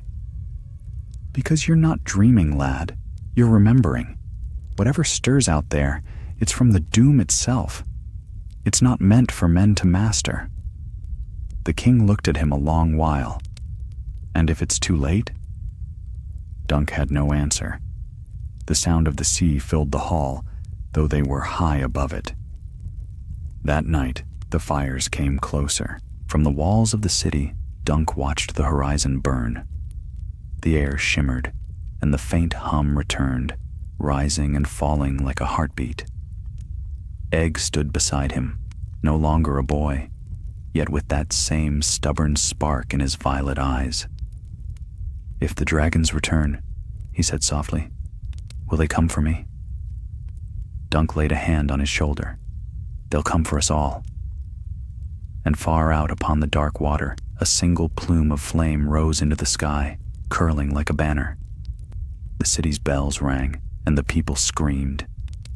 Dunk's sword began to glow faintly in the night, its black ripples catching firelight that wasn't there. He felt the old dread stir within him, the knowing that some battles cannot be won, only endured. The sea's song grew louder, echoing through the stones of the Red Keep. It sounded like mourning, or perhaps triumph. Somewhere beneath the waves, wings unfurled. The bells of King's Landing rang all through that long night, wild and uneven, echoing across the city like cries from the dying. Smoke rolled over the harbor, thick and black, and the sea beyond glowed with a sickly green fire. The people thronged the streets, clutching charms and icons, weeping prayers to the Seven. The air stank of salt and fear. From the highest tower of the Red Keep, Sir Duncan the Tall watched the harbor burn. His armor was black with soot, his face drawn and pale. Ships still smoldered in the bay, their masts jutting from the water like the ribs of dead beasts. Every so often, the sea itself shuddered, as if something vast moved beneath. Behind him, the door opened. Aegon V entered, wrapped in a plain cloak, the crown absent from his brow. The light of the flames below reflected in his eyes, turning them molten gold. "It's spreading," he said quietly. "The fire moves with the current. Before dawn, it will reach Driftmark. The Valyrians have already fled their halls." Dunk turned. "You should flee too, Your Grace. Take your family inland. The city's no place for a king when the sea itself burns." Aegon gave a bitter smile. "A king who flees from fire is no king at all. My grandsire would have said the same." Dunk frowned. "Your grandsire burned his own blood for fire's promise. Don't make his mistake." The king's gaze drifted to the horizon. "I wonder if it's a mistake to dream of dragons. They made our house, Dunk. Without them, we're just men with silver hair and empty names." "You're more than that," Dunk said. "You've brought peace to the realm. That's worth more than wings and fire." Aegon sighed, rubbing his brow. "Peace dies faster than dragons. You've seen what's coming. I can't stand idle while the old world wakes. If the fire rises again, I'll face it myself." Dunk's hands curled into fists. "You sound like Della Dane's uncle. He said the same before he forged the horn, and it near destroyed us all." Before Aegon could answer, a guard burst into the chamber, breathless. "Your Grace, something approaches the bay. Not ships, something else." They followed him to the walls. The night was alive with wind and flame. Out beyond the harbor mouth, a glow moved beneath the waves, vast and slow. For an instant, Dunk saw the outline of wings, larger than any sail, gliding under the water's skin. The crowd below wailed as the sea bulged outward, lifting the wrecked ships as though they weighed nothing. Then, with a sound like a mountain breaking, it surfaced. Water exploded into the sky. A shape rose from the depths, black and red, scales gleaming like molten glass. It was not the sleek grace of a dragon reborn, but a thing warped by death and time, its hide cracked and smoking, its eyes hollow gold. The creature's wings were torn and tattered, yet when it opened its jaws, fire poured forth, bright enough to blind. The blast struck the outer harbor, turning sea to steam. Men screamed, ships vanished, and the towers of the city trembled. Dunk shielded Aegon with his arm as the heat washed over them. The king's voice was steady when he spoke. "The world remembers its dragons." Dunk's heart pounded like a drum. "Then we must make it forget again." The creature lingered a while upon the waves, its fire dimming, its movements sluggish, as if the effort of its waking had drained it. Then it turned back toward the open sea, sinking slowly until only the ripples remained. When the wind returned, it carried the stench of iron and ash. At dawn, the council met. Lords and maesters argued in fearful tones, each claiming wisdom, each demanding the king act. Some cried for ships to chase the beast, others for retreat and prayer. Aegon listened in silence, then stood. "Enough. We will not chase fire across the world, nor hide from it like frightened children. If the doom's shadow has risen again, then we must know its source." The Grand Master bowed low. "Your Grace cannot mean—" "I do. I'll sail myself with those who still have courage enough to follow. If the sea births monsters, then the sea will answer to me." Dunk stepped forward. "You'll not go without me, Your Grace?" Aegon met his gaze. "I knew you'd say that." 3 days later, they rowed down to the harbor, where a single galley waited. The Bright Wing, swift and narrow, its hull painted with silver scales. The city watched in silence as the king boarded, his cloak snapping in the wind. Dunk followed close, the black sword strapped to his back. The voyage south was strange and solemn. The sea was calm, too calm, as though holding its breath. At night, the water glowed faintly beneath the moon, green and gold like veins of fire under glass. On the 5th night, a storm came without warning. The waves rose like living things, and the wind screamed through the rigging. Dunk held the rail as lightning split the sky, revealing shapes beneath the surface, shadows vast and serpentine circling their ship. The men fell to their knees, crying prayers.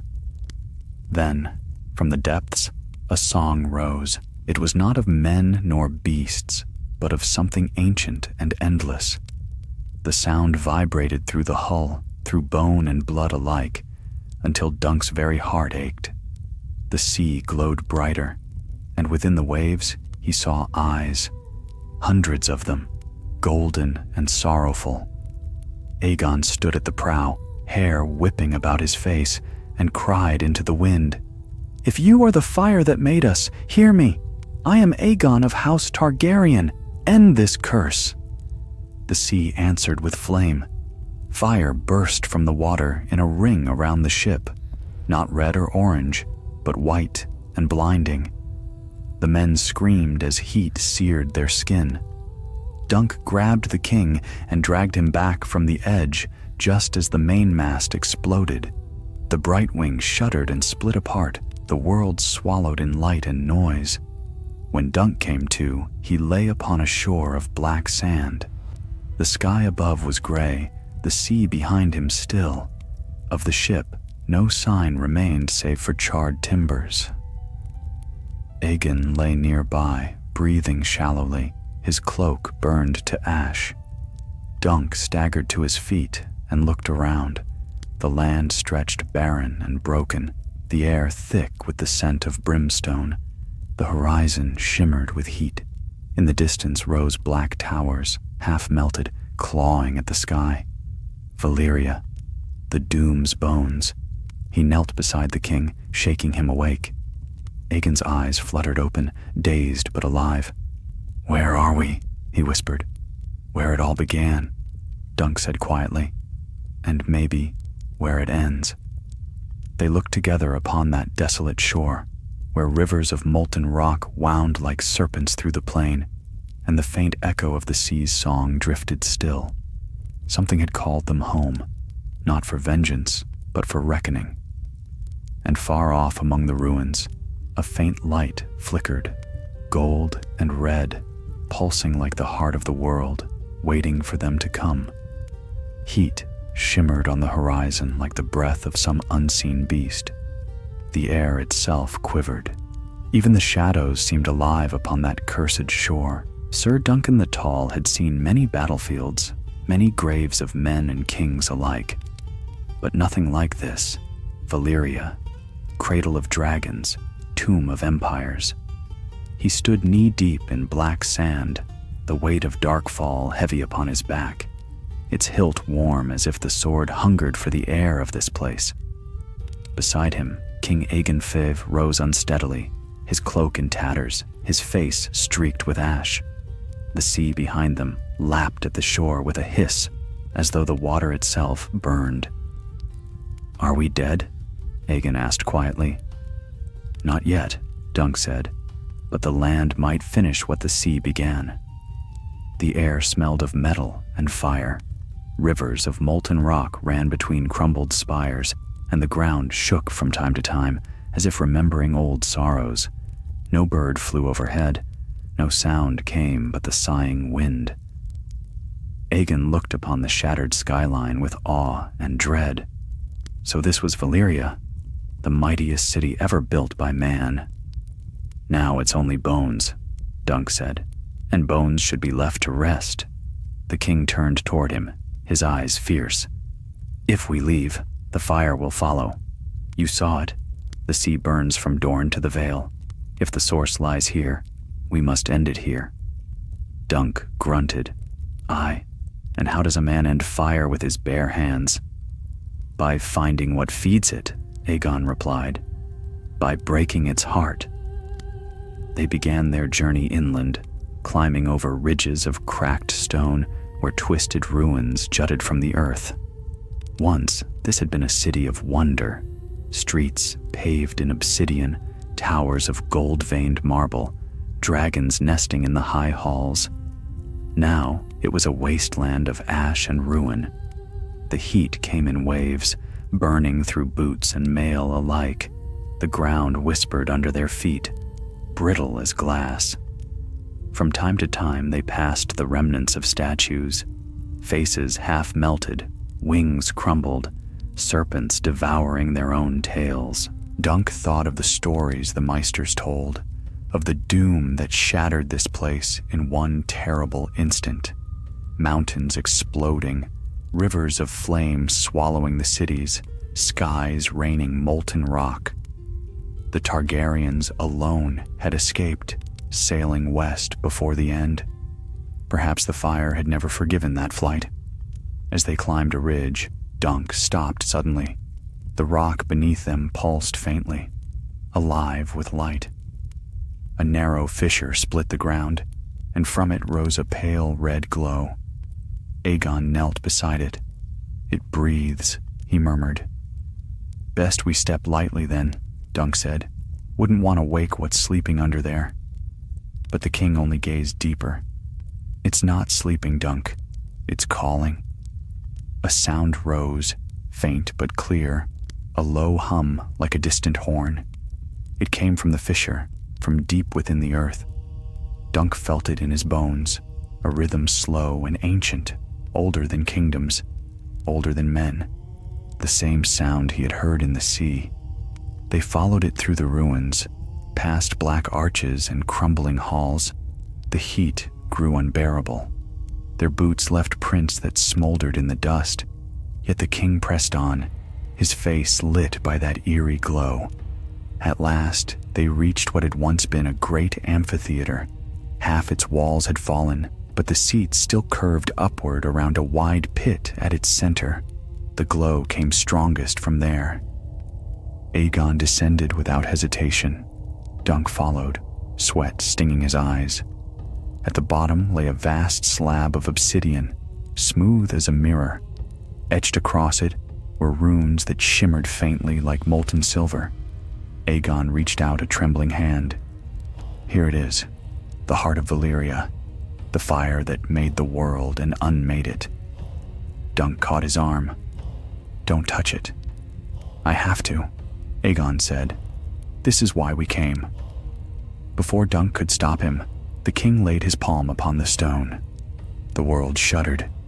Light burst from the cracks, blinding white and red. The air screamed, and the ground split beneath their feet. Dunk was thrown backward, striking the wall hard enough to see stars. When his vision cleared, he saw Aegon standing amid the light, his cloak whipping in the heat. Flames rose around him, not burning, but circling, alive. Within the fire danced shapes, dragons, men, shadows of things long gone. The king's voice echoed above it all, strange and distant. I see them, Aegon said. The dragons that were, the dragons that will be. They sleep in the bones of the earth, waiting for the world to remember. Then forget them, Dunk shouted. For the love of the gods, let them sleep. Aegon's eyes were golden fire. We can't. The fire's ours, Dunk. It's what we are. The ground cracked open. Steam and ash poured forth, and the runes upon the stone blazed like the heart of the sun. Dunk staggered forward, grabbing the king by the shoulders. You'll burn yourself to cinders." Aegon's expression softened, and for a moment, Dunk saw not the king, but the boy he had once known, the bald-headed squire with 2 big boots. "Maybe that's the price," Aegon whispered. "Maybe it always was." With a cry, Dunk tore him from the stone. The light flared, brighter than lightning, and then collapsed inward with a thunderous roar. The world turned black. When he awoke, the heat was gone. The sky above was gray again, the air cool. The amphitheater lay in ruins, half buried under ash. Of the glowing stone, no trace remained. Only Aegon lay nearby, pale and still, his hands burned, his breath faint but steady. Dunk knelt beside him, relief flooding through his weariness. "You stubborn fool," he muttered. "You'll be the death of me yet." The king stirred. "Is it done?" Dunk looked around. The fissures were dark, the air still. "Aye," he said, "for now." They rested until dusk, then began the long climb back to the shore. Behind them, the ruins of Valyria smoldered faintly in the fading light. The sea was calm again, its surface dark and smooth as glass. As they reached the water's edge, Aegon turned back once more. "Do you hear it?" he asked. Dunk listened. The wind carried only silence. "No," he said at last. "Whatever sang here has gone quiet." The king smiled faintly. "Then perhaps the world can sleep again." They built a small raft from the wreckage of their ship and set it adrift under the stars. The sea glowed faintly beneath them, but only with moonlight this time, not fire. Dunk took the oars while the king lay wrapped in his cloak, eyes closed. For a long while, they drifted in silence. Then Aegon spoke, voice soft as the tide. "Do you think dragons will ever return, Dunk?" Dunk looked out across the endless black water. "I think men will keep dreaming of them, and dreams are stubborn things." The king gave a weary laugh. "Then let them dream, but let the fire stay in its grave."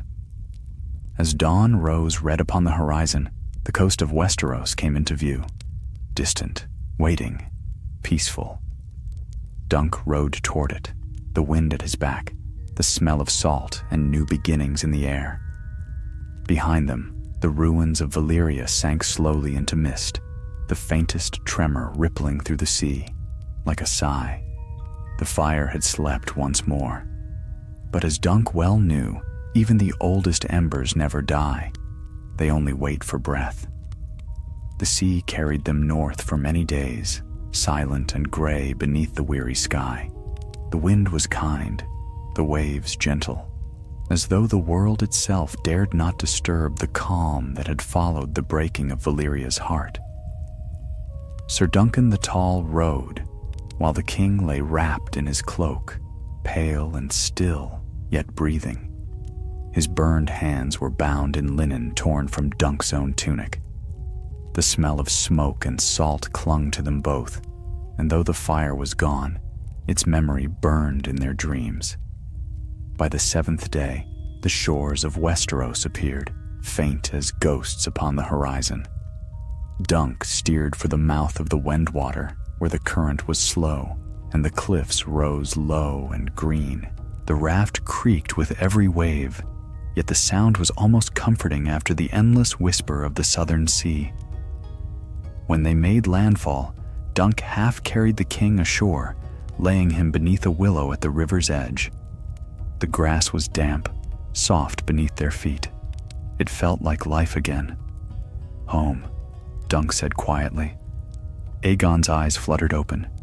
"Is it?" Dunk glanced at the distant hills, the smoke of some farmer's hearth curling upward. "It's close enough." For a time they rested, drinking from the river, letting the sunlight dry the salt from their skin. The peace felt fragile, borrowed. The air no longer shimmered with heat, but there was something heavy in it still, a quiet watchfulness, as if the world waited for what came next.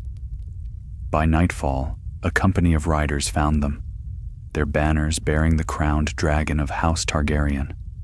The king's disappearance had thrown the realm into panic, and word of a strange fire upon the sea had reached even the small folk. When the riders saw Dunk's enormous frame and the half-conscious king in his arms, they fell to their knees at once. "Your Grace," said their captain, a grizzled knight with tears in his eyes, "the realm thought you lost to the sea." "Not lost," Aegon whispered, "only reminded." They brought horses, food, and wine, though Dunk could hardly eat.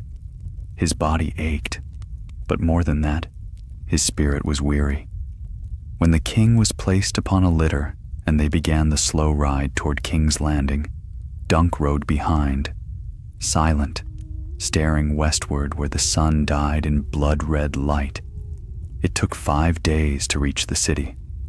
By then, word had already spread. The king returned from the sea, the fire quenched, the dragon's curse broken. Yet no songs were sung when they entered the Red Keep. Too many had died, too much had burned. The harbor still stank of ash, and the ships that remained were half-charred hulks.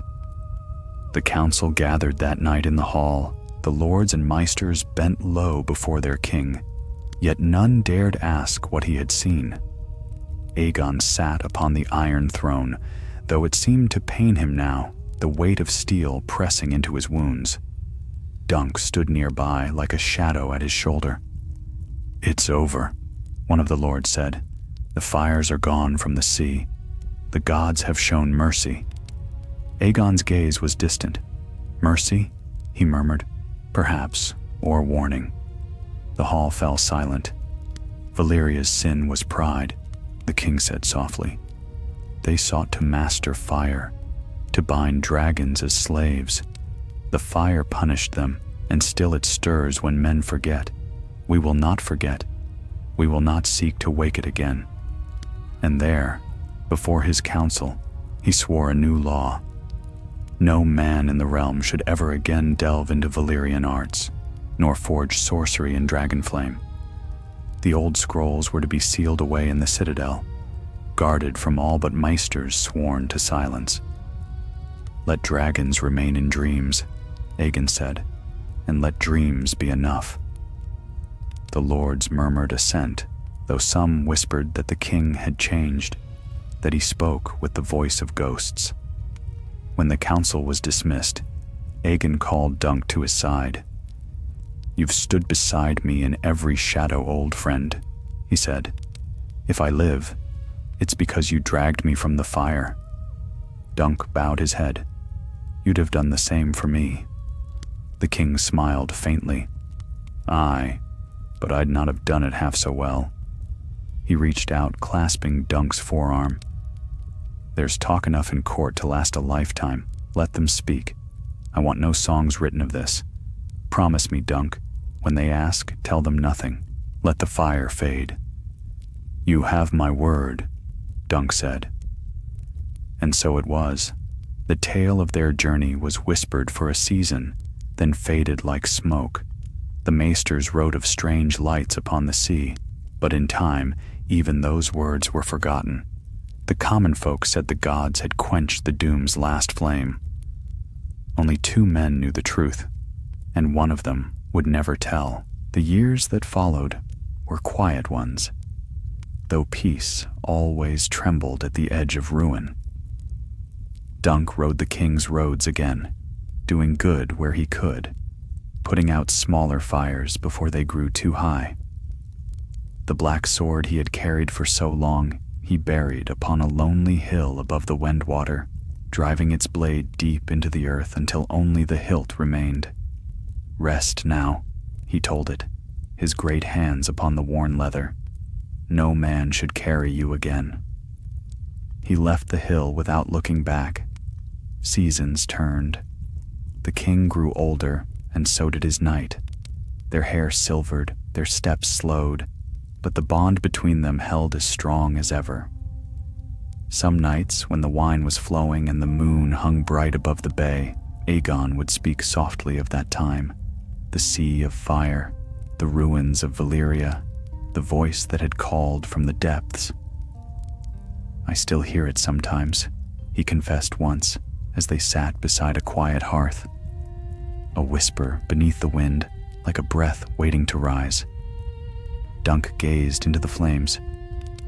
"Then pray it never finds air." It was years later, in the final winter of Dunk's life, that the dream came again. He stood upon a black shore beneath a sky without stars. The sea before him glowed faintly red, pulsing like a heart.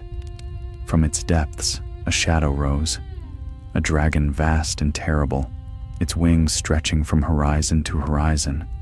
But its eyes were not gold now. They were gray and sorrowful. "Why did you wake me?" it asked. Dunk bowed his head. "We tried not to." The dragon's breath was a sigh, and the world around him crumbled into ash. He woke to morning sunlight, the sound of gulls outside the window, and the steady beat of rain upon the roof. For a long while he lay still, listening. The rain sounded almost like the sea, but it was gentle, harmless. He smiled faintly and closed his eyes once more. Far to the south, where Valyria had once stood proud, the ocean rolled over its bones, calm and deep. Yet sometimes, when storms raged over the narrow sea, sailors swore they heard a sound rising from below, a deep, distant hum, like the echo of a horn, fading with the thunder. No one knew what it meant. No one ever would. But somewhere, beneath the waves and the ashes of empires, a single ember glowed unseen, waiting, patient, eternal. For fire, like memory, never truly dies.